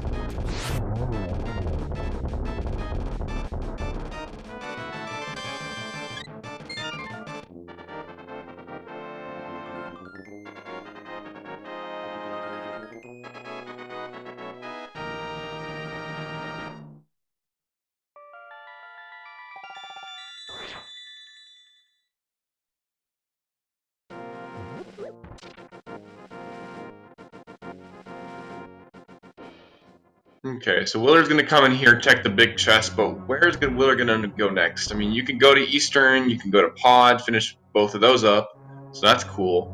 Hopefully, we find that Turtle Rock big key somewhere along those areas. Yeah, there's not much else open to him than those things. I mean, there's a couple of overworld checks. You could dive Turtle Rock looking for that big key. If the big key is vanilla big key chest, then I think Willard still would likely have the lead at that point, but he might feel like he's behind for having not picked that up on his first step.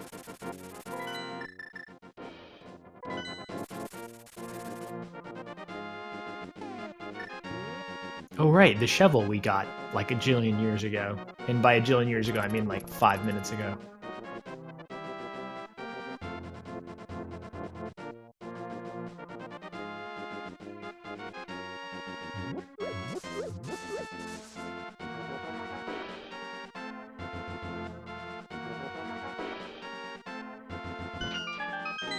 Oh, it's a small key. Oh my god. Oh, thanks a lot, game. We were just there.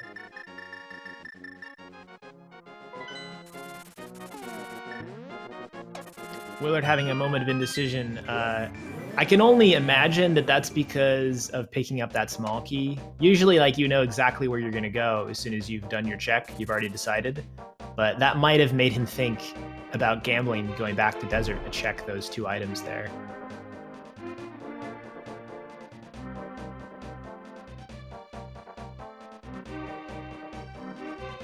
But this makes a lot of sense. I think a lot more sense as a play because, you know, you have to do these bosses anyway. These are like the only items left here are these bosses in the big chests. So going back to desert doesn't really save you much time, except for maybe the time that you're going to take to hammer jump to the big chest. Interesting here for Willard, Kyong has a total of 5 small keys. Willard's got 2 extra small keys currently, so he can walk through the front door safely, whereas Kyong would need to go around to the right. When I'm talking about Pod, of course, not Eastern. Actually, Kyong did pick up another Pod small key, so a 6th Kyong one? could still. Well, no, Kyong has 5 keys, according to the track. Yeah. So, but he spent the other 4 already, I believe, right? Or no, he spent 3. Yes, I can't count. That's right.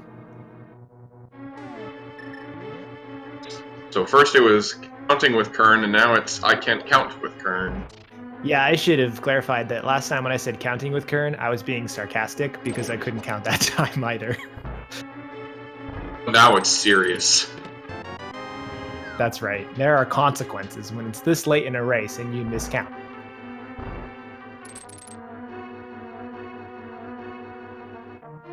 Another place that the TR Big Key could be that's not really that troll on an all dungeon seed, especially considering we're in the last pendant dungeon right now, is the pedestal, which nobody's checked.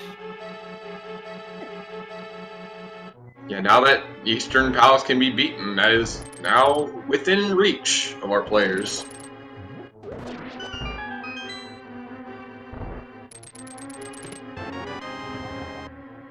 I can only think that tower at this point.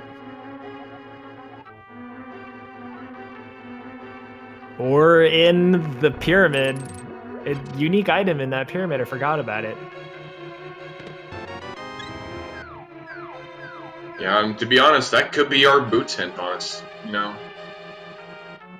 Yeah, I think there is always a hint that will explicitly say boots. But yeah, that could be a hint that is referring to boots, in which case, no way is anybody going to take the time to get that, because you're going to be in go mode as soon as you get that Turtle Rock Big Key.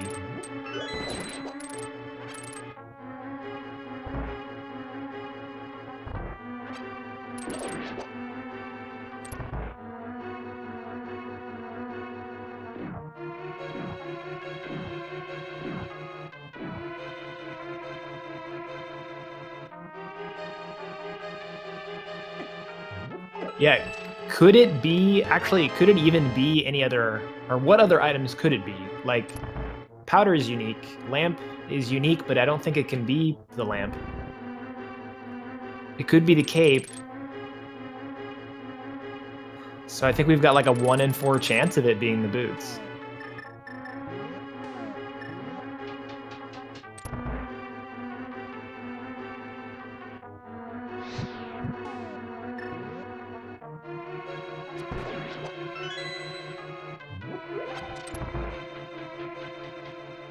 Or 1 in 3 chance because I really can't count.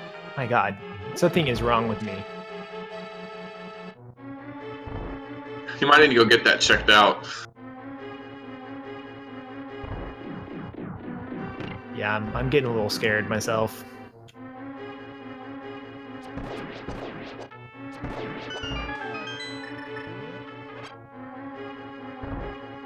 And coming up on Willard's side once again, another fight made very trivial with a silver arrow.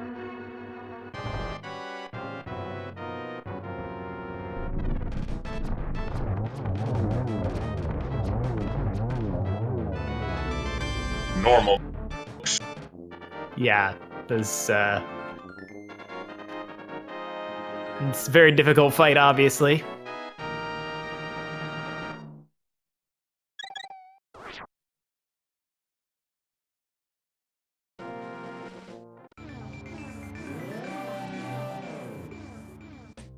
But Kyong making his way through the dark rooms in Meyer, looks like he's doing the strat in the second dark room where you get hit by the spike, kind of helps set you up in the right spot to do this in the dark without an item to guide your way like a sword. He's got 2 hearts left, but a bottle, so yeah, he's gonna be just fine. Willard going the long way around. Did he? I'm trying to figure out why, because he's got 3 small keys.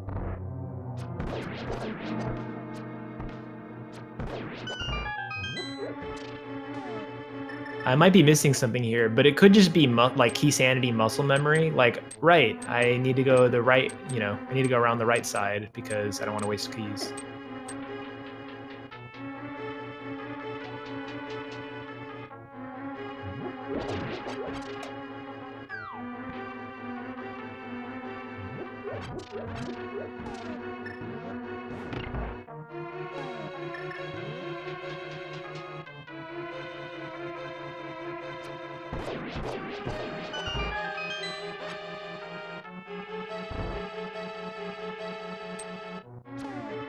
I mean, either way, Willard is choosing to go fight Helmasaur first rather than check the big chest.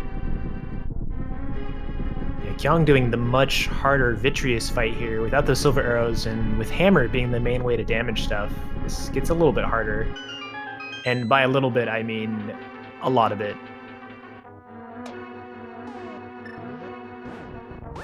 Doing some D-boosts here to get some guaranteed hits on these puffs, but now he's got to be careful because I don't think he's got any other safeties left.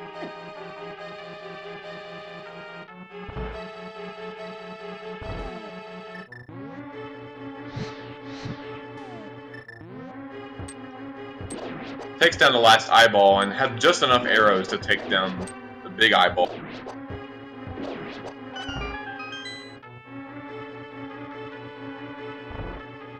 Yeah, that fight considerably longer than Willard was able to do it since he didn't have those silver arrows. Very expertly done, but it's gonna cost him a little bit more. Already being a bit behind Willard.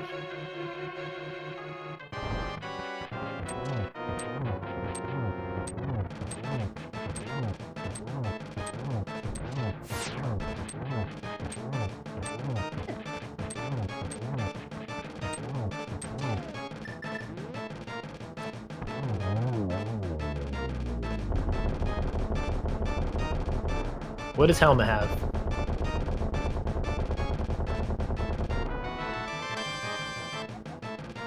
Well, that's not useful. At this point, where can, I mean, other than the vanilla big key chest in Turtle Rock, where can that big key be? We're running out of locations.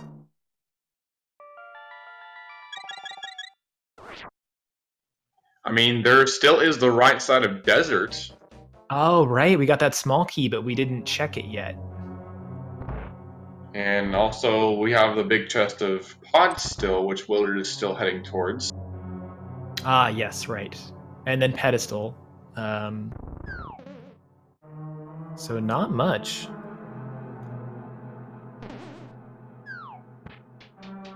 Yeah, we've already seen Castle Tower because Kyong went to go check those 2 chests.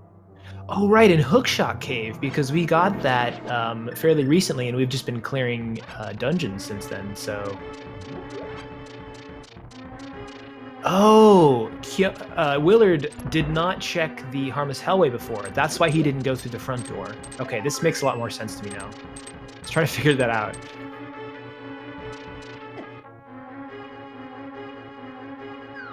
Now Willard has to do a hammer jump here if he wants to check that big chest.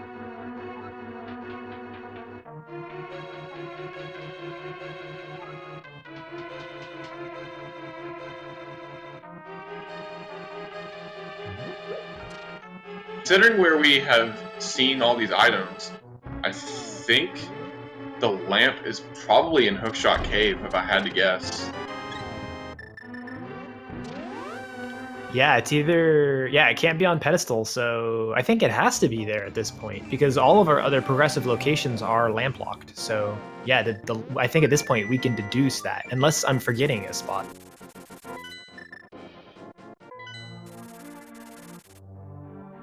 Are we going to get a blind pull? Is that where Willard's going? Or maybe a not blind pull?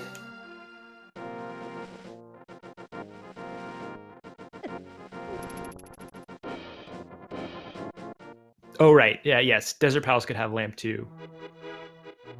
Because I don't think that that small key was lamp locked from what I remember.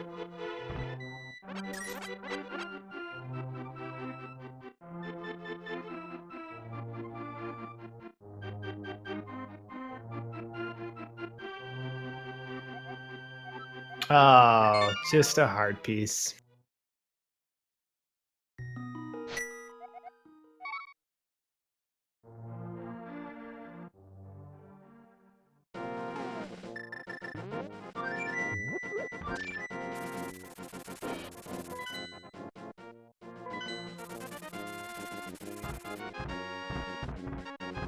Yeah, I think Willard is, at this point, going to go up to Hookshot Cave now.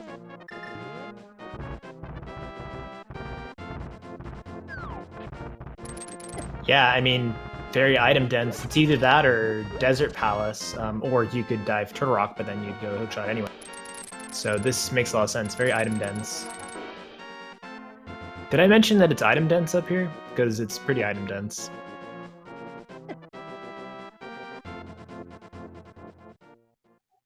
Item dense. Yeah. Yeah, it's definitely has a density of items. Not dumb items. Full of items. Oh yeah, yeah. Willard dense.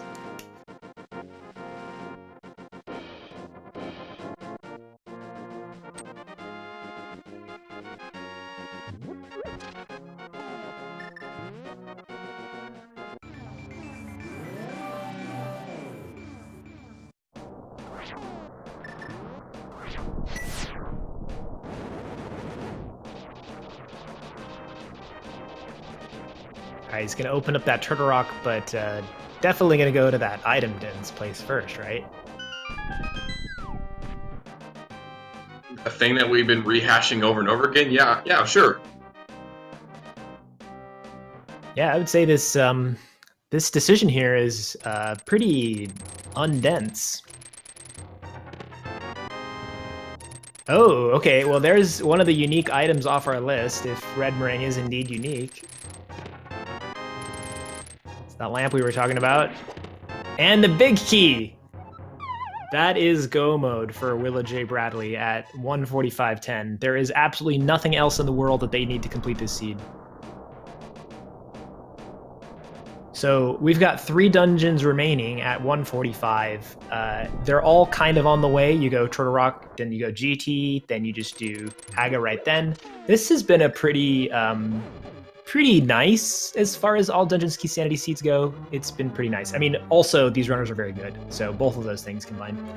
And Willard gets to completely go mode Turtle Rock and Key Sanity, which, if you have not played much Key Sanity before, I have to tell you is the best feeling in the world. Like, literally, I have felt nothing better. Yes, obviously, yes, definitely. You get to steal the key from the Pokey. You get to pass these chain chomps. You get to skip the big chest in Mimic Cave.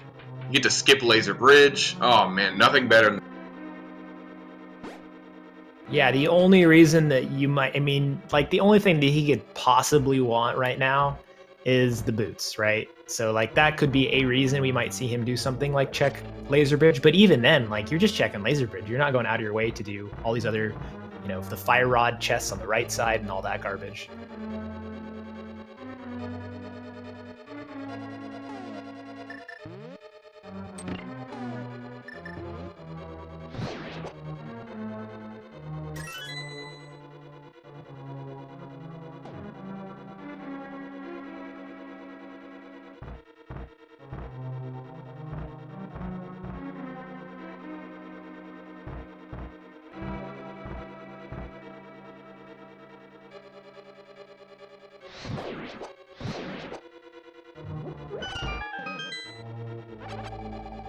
All right, Kyong has sorry, I think I cut you off.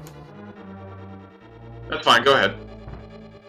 I was just gonna say for all of our folks who can't actually see the video and are listening to these on your radio sets in your car, Kyong has taken down Helma and is now set up that he can mirror over and take down Eastern as well. So he's about an Eastern dungeon and a Death Mountain climb and half a TR behind. This is a pretty big lead for Willard. Yeah, we can say without a doubt that Willard is in the lead. But stranger things have happened, so I wouldn't. It's not over yet, of course.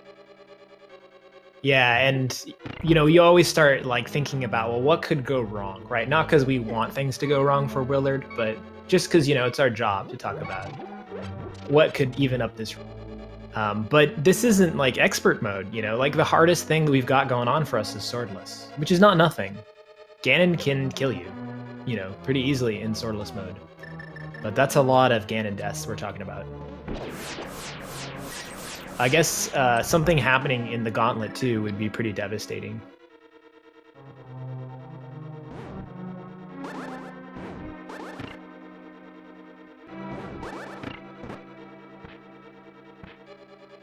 Yeah, death to Trinex, chat's calling out. That would be pretty devastating. Boy, that Pokey almost nailed Willard. Luckily, Willard moved out of the way just in time. Yeah, speaking of deaths to Trinex.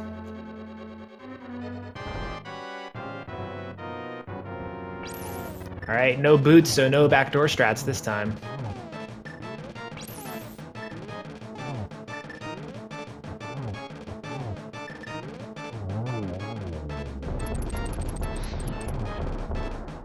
So Willard waiting a little bit to shoot the Fire Rod, just playing it safe there because you cannot item while the other head is exploding. So he doesn't want to waste magic, and yeah, plays his magic pretty safe here and gets very rewarded.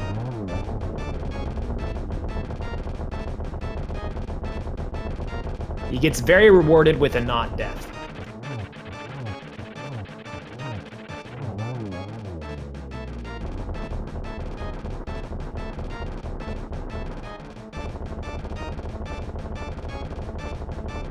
Kyong showing off a real nice Armos Knight's quick kill. We didn't get to see with Willard since Willard had the silvers. But that's another thing. Oh man, this is swordless. You cannot, I totally didn't even think about this. It's really difficult, not you cannot, it's really difficult to defeat Ganon without the silver arrows.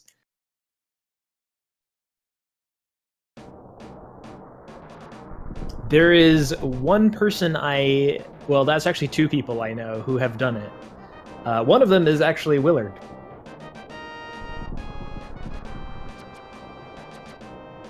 If I am not mistaken. So it is possible, just not very fun. Yeah, if you haven't heard commentators go over how difficult that is in the past, it's basically a 2-frame window in which you need to press the hammer like exactly correct. And most people who do it consistently, one of them is in the chat, and their name starts with an Andy.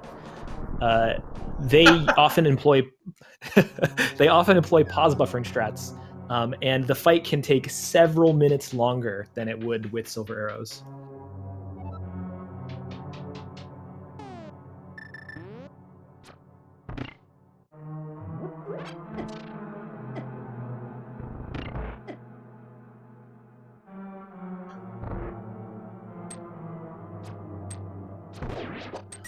Oh, Kyong is gonna go pick up the silver arrows, it looks like. That is a relief, because it would be such a shame to miss out on that. I don't know that he would try the fight, because the hint would say, I think it would say silver arrows are in Death Mountain if he got to phase 4 on Ganon.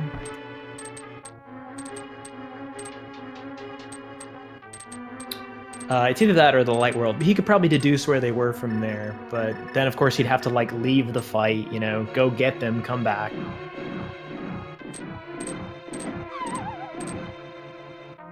Yeah, it's just a process you don't want to have to deal with.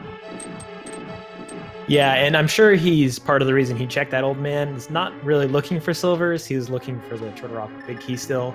But I'm sure it's nice, you know, I'm sure he's relieved to see those there. And maybe a little bit frustrated he didn't get them earlier.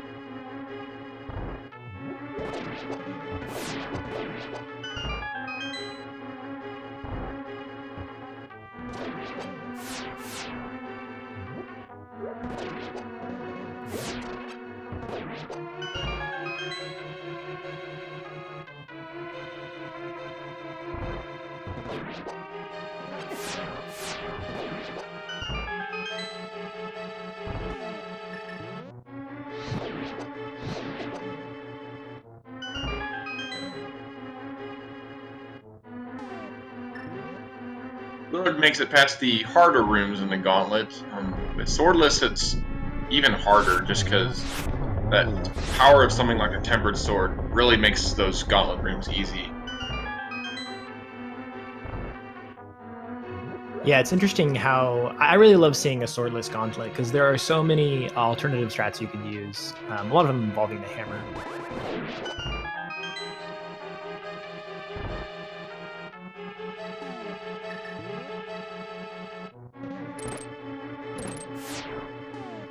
And also bootsless Ganon Tower climb. Like, you don't think about the boots very often as being really key to speed strats or even just survivability. But when it comes to the gauntlet, it's interesting how often you rely on dashing through things.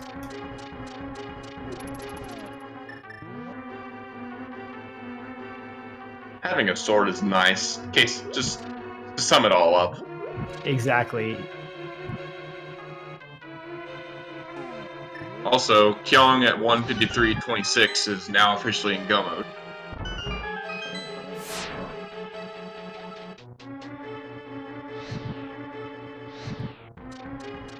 So yeah, it looks like the lead is staying pretty consistent, like a dungeon and a half difference.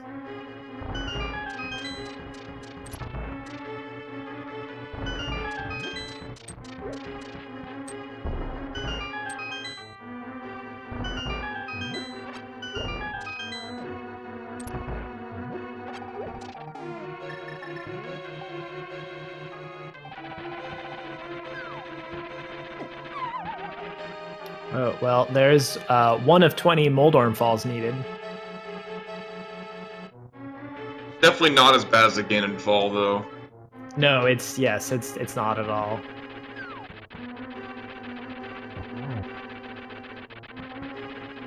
Might put a little bit of pressure on Willard, though, just, you know. Yeah, that's a good point. You know, like, we're all watching the seed and we're looking at Willard with this pretty big lead here going into the end, but he doesn't know that, right? Like, I wonder what his assessment is of where he's at, depending on when and where he got the items he got them. I would think he's feeling pretty good, if for no other reason than getting to go mode Turtle Rock is pretty big.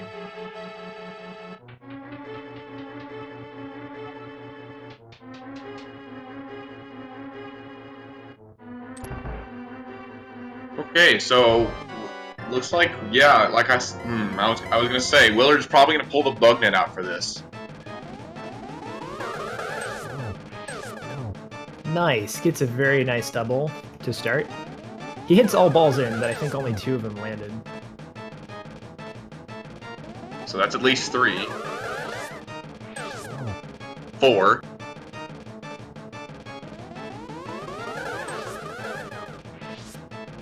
Almost clutched that angle, but it's so hard with the bug net. Oh, got robbed there. Nice, that was really clean. So, now does the main Gan, is it guaranteed to do an orange ball? Or I thought it had a possibility of throwing blue balls, right? Like, that's the one that can throw blue balls. Yes, I believe that's correct. Anyway, I just noticed, you know, he was not sure if it was going to throw a blue ball, if he was going to be able to hit that back. So he kind of like waited, and then he was going to move south and change which orange energy ball he was going to hit. I don't know if I can explain it. I just noticed that, and I thought it was cool. And now I can't explain it to you, so...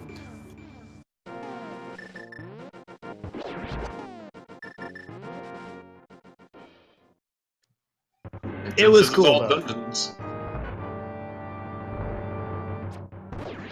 Yep, since this is all dungeons, we're gonna have to go ahead and climb up this tower too.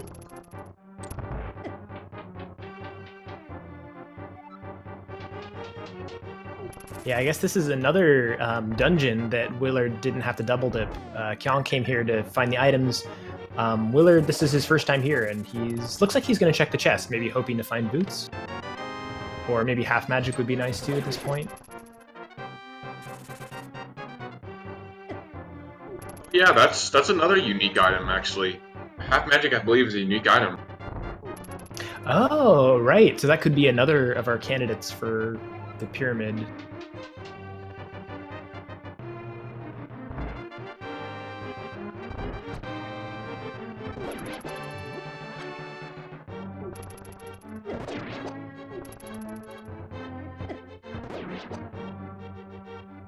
Yeah, it could also just been pure muscle memory. I mean, in almost every kind of version of the randomizer you do, but also if you play NMG, of course, then you're just so used to picking up that chest. What do you want to bet that tile is our boots in up there that we're never going to check?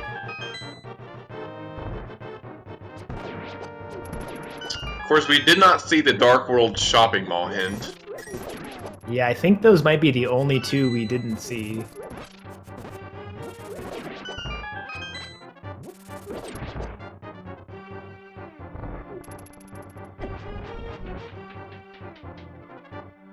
So Willard totally fine to just deboost through these rooms. He knows as long as he doesn't die on Aga 2, he's going to get a free heal, I believe, when he finishes this boss. If you get a free heal when you beat Aghanim 1. Yeah, sorry, Aghanim 1, not Aghanim 2. Oops, yeah, Aghanim 2 is the one you don't get the free heal on. Do we need to talk about your counting skills again? It's just okay. This time, it's because this is the second time he's fought Aghanim. So in my defense, I mean, I know this is Aga 1, but I counted correctly this time. I just used the wrong name in my defense. Okay, so yeah, maybe not counting skills. Just your brain is, whatever. I don't know. Your brain is elsewhere. I think maybe it's that I'm a little bit more dense even than Hookshot Cave.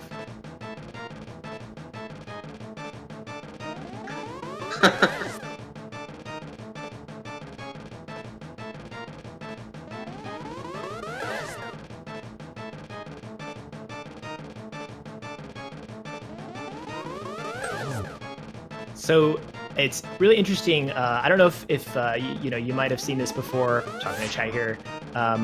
Also, my co-com, but I don't want to assume. Anyway, Willard is facing up when Aga's to his left and down when Aga's to his right. And that's just because of where the bug net will appear in its rotation, depending on which direction you face. So it's a nice like display of game knowledge, although he's facing the wrong direction that time. Of course, he has to do that when I'm explaining it.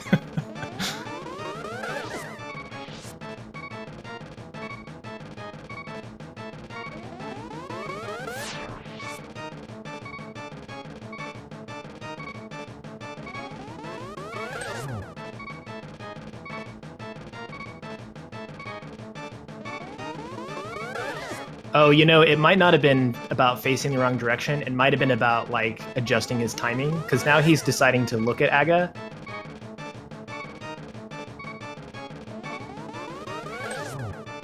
And this looks like it's much more consistent timing. This is, like, not the place you want to take a death. He still has a few hits, and he's in blue mail. But... and there he goes.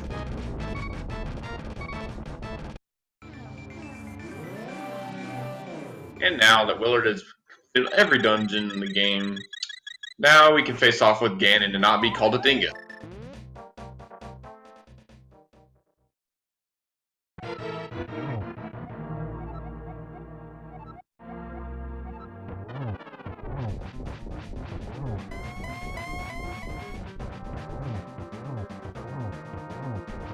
So this is a very difficult fight, and so far, Willard getting every single one of his hammer hits. You have to get right up in there, and again, in this like very strangely shaped hitbox. Now entering the most difficult phase of the fight.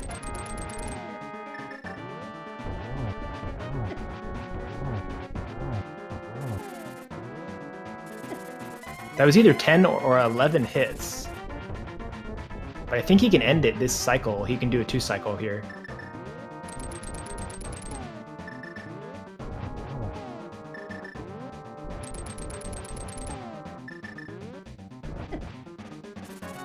Ooh, it looks like he does need another hit, and he tried to deboost through to grab it. Oh no, he didn't. Oh, he finished phase 2 in 2 cycles. That was really smooth.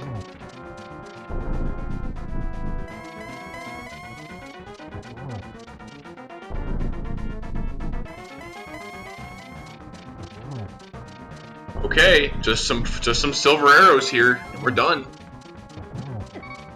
Oh no! Oh, that does not feel good. Engage panic attack, I am sure, at this point in time.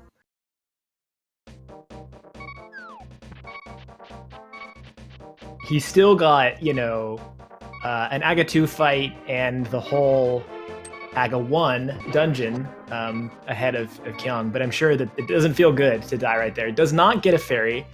So he's going back into this refight with 2 hearts. This is going to be significantly harder if he doesn't have a safety in his pocket. Oh no, he's taking a death heal.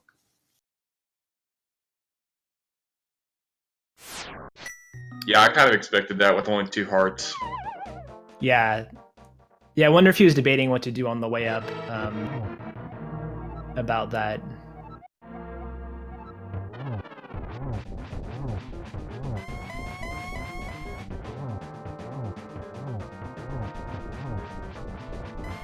Nice, 10 hits in the first 2 cycles, that's always good. Oh yes, gets it done in 2 cycles.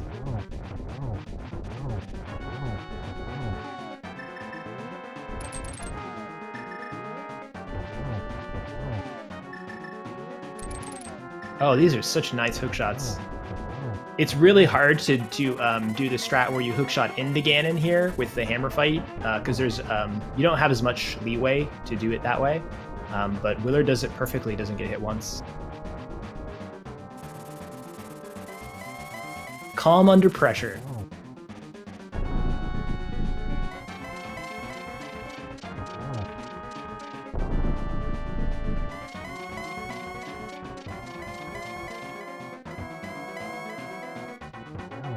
You know, now that I think about it, actually, you could just save and quit if you're falling, and you would spawn right by the hole.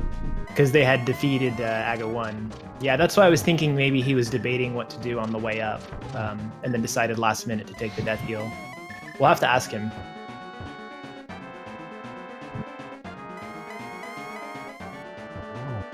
This could be a good one. Oh, goes out on a trip. Nice. See you later, Ganon. Have a nice trip. See you next fall tournament. Oh my god, I hate myself.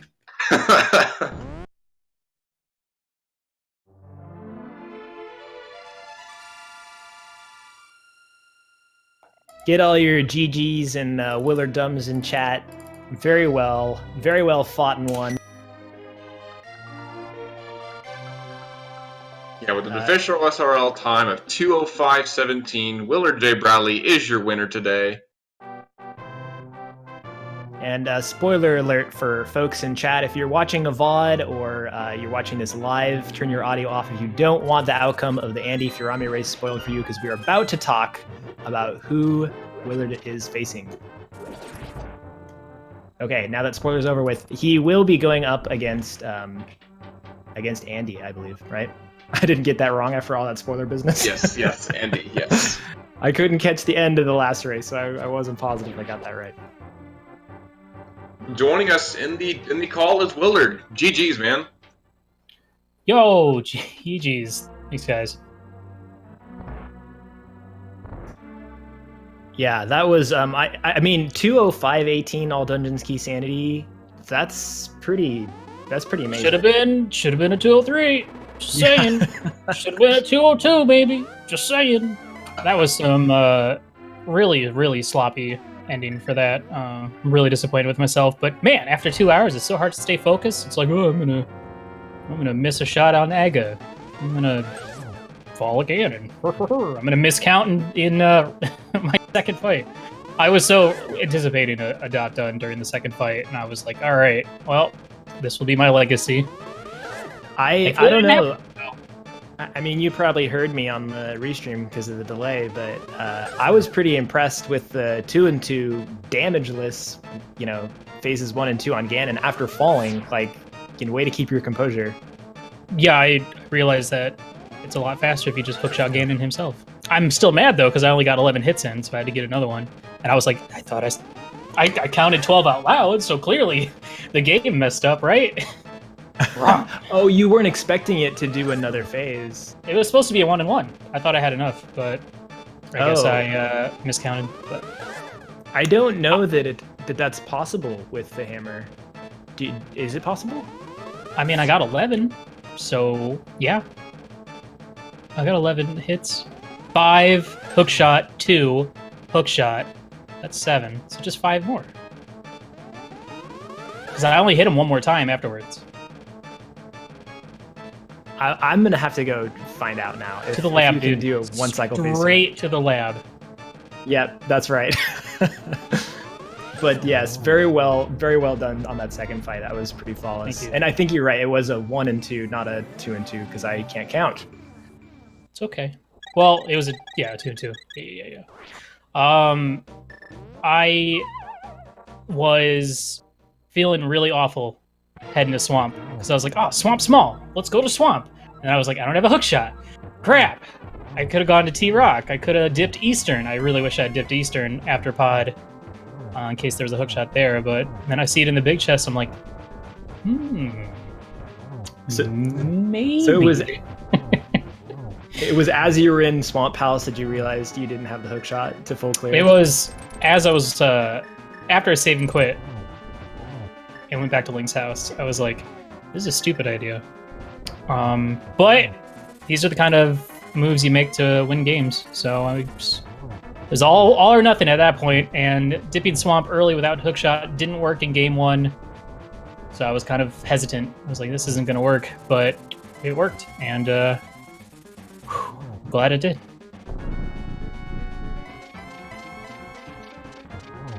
Yeah, that was a pretty big move. Although I think you were even ahead before that point, but then the lead seems to grow and grow after that.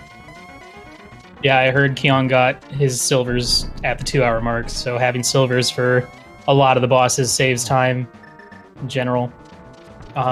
Mir was at what, Peg Cave? Yeah. I'm pretty sure it was at Peg Cave. Yeah, you that were was first nice to have really early. Well. And yeah, once I got the hint about Castle Tower Key and Eastern Big being in Mire, I was like, where's my boots? Where's my hook shot? I want them. So it was just that hunt for the hook shot. So once I found that in Swamp, I was like, all right, this is mostly the stuff that I need. Now it's just a matter of finding that stupid T-Rock Big. And I did not trust Hookshot Cave enough. I checked a few extra stuff, but yeah, that's about it.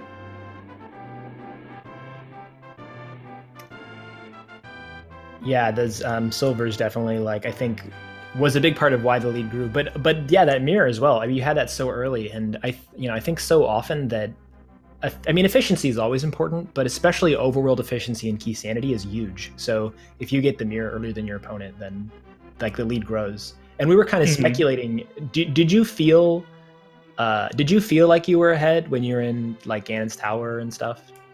Yeah, I felt pretty good.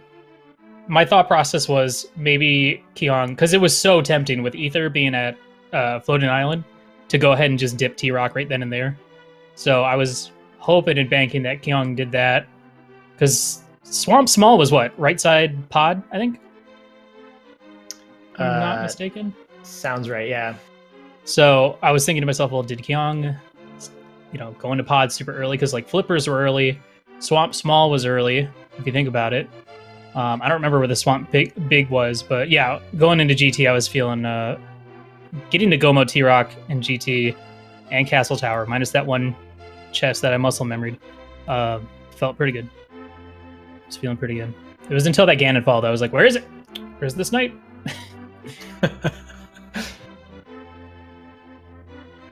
And now joined in our live booth session with Kyong. Good game, Kyong.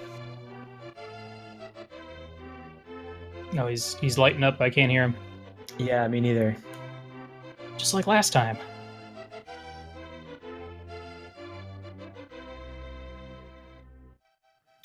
Looks like while we're seeing if we can hear Kyong, looks like you're going up against Andy for round. Correct. What is that? I can't count. Round 4. I counted this time. Okay. Good. Yeah. A rematch from last year's fall tournament. We met in the Swiss round, and that was the last time I raced him, and he dunked on me pretty well. It was one of those mushroom at Ether tablet to get Ice Rod at Witch's Hut for T-Rock, and something at Spike K that was required, and I didn't do those things. But it's honestly either whoever won that game earlier today is going to be a tough fight. And knowing Andy, it's not going to be easy. I'm not going to practice at all, but not going to be easy. What's Is it working? There yeah. Well, good game, Kyong. Thank you. GG's, man.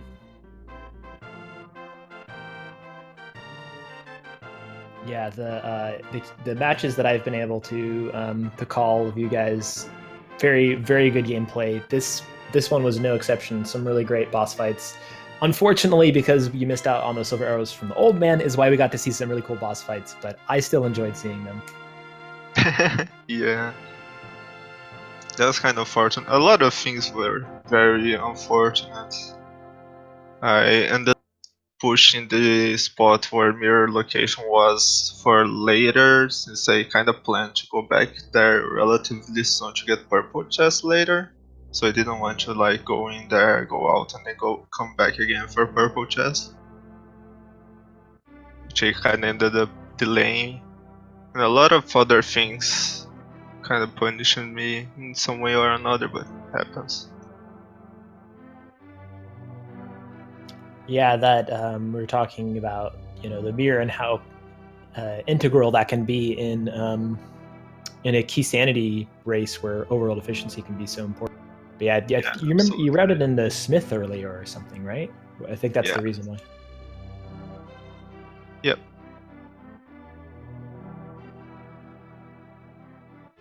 Which it did end up working alright. Since I got the Smiths, went down to Hype Cave, got the flute, they managed to just activate, go to Sick Kid, and deliver the Smith in one trip. But I didn't go back to purple chest summer packs for a while, and that definitely hurt a lot. Makes a lot of sense. I was not happy to see such early Dark World access. Same. It's so frustrating. It's like, well, now what?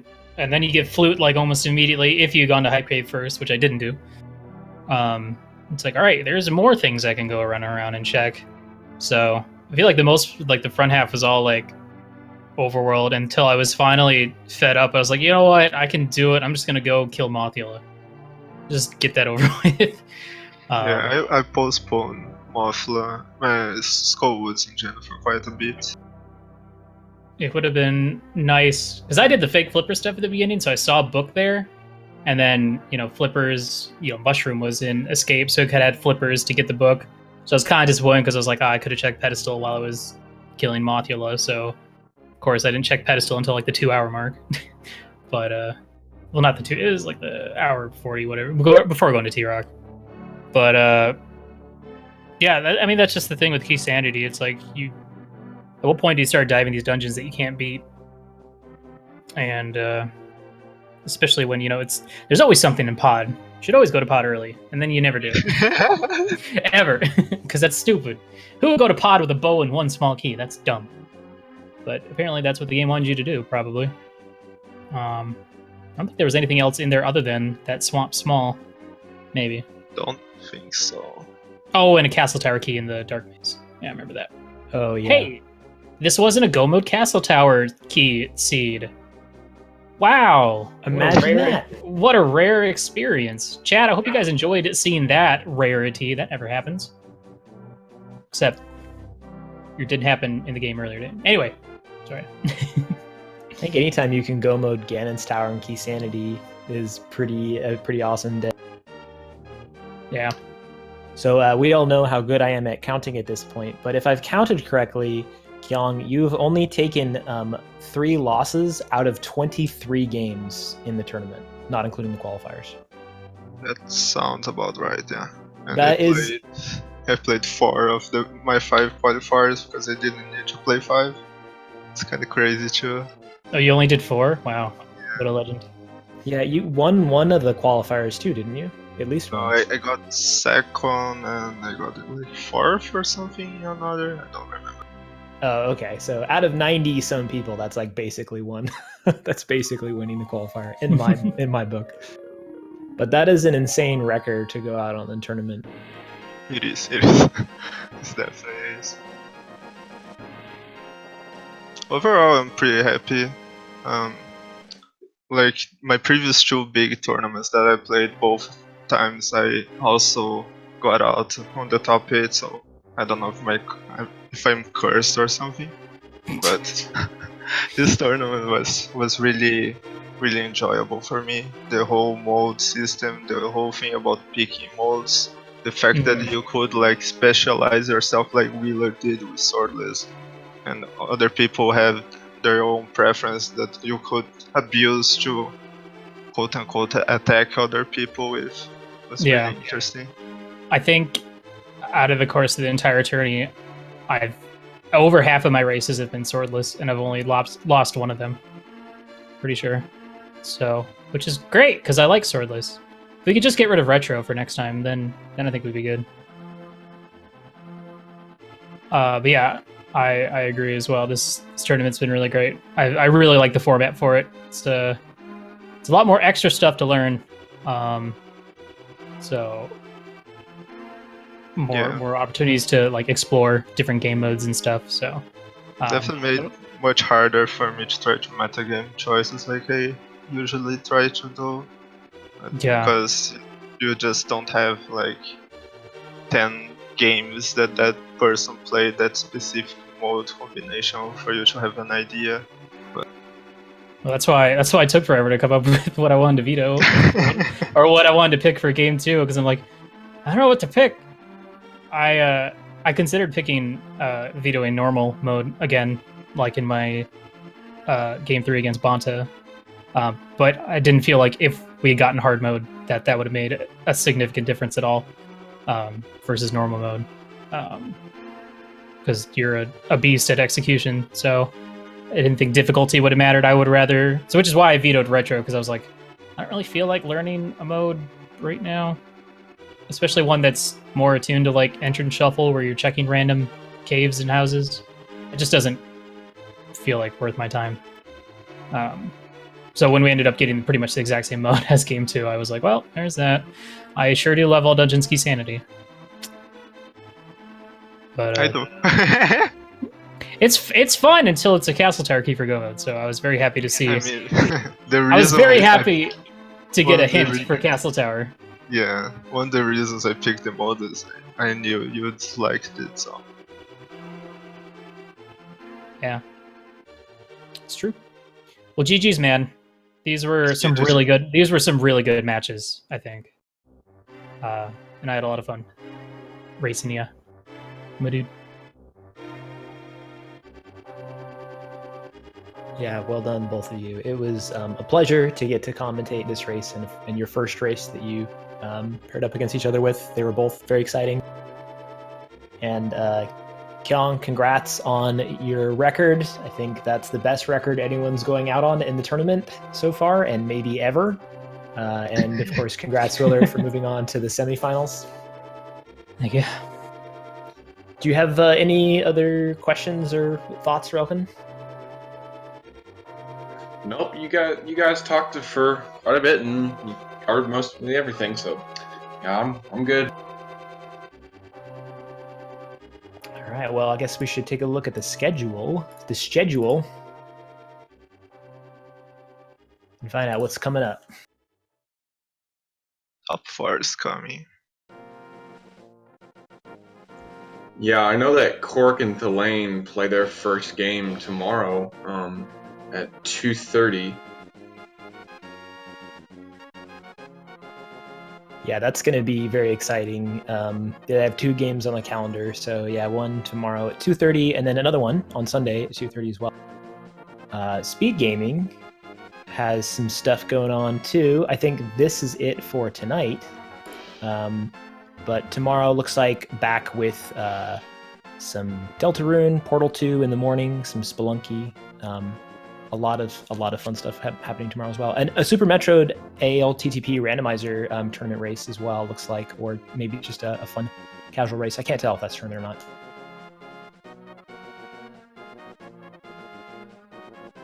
So come back and hang with us at that time, I guess. And definitely that Korok match is going to be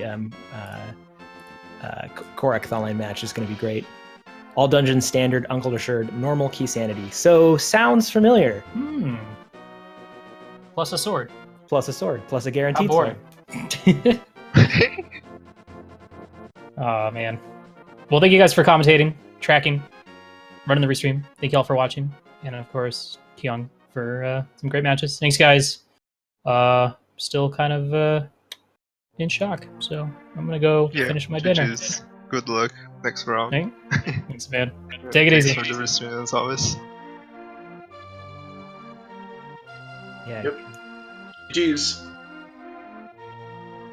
Yeah, good games to both of you. And Relkin, it was a pleasure commentating with you again. Sure thing, yep, same to you. That was good to get both game 1 and 3 from these 2 runners. Yep, the beginning and the end, and revisiting old times, old jokes. Maybe the prophecy foretells this will happen again. Sure thing. And with that, good night, y'all. Thanks for hanging out with us, and hope to catch you around later on in the tournament. Signing off now. See you guys later.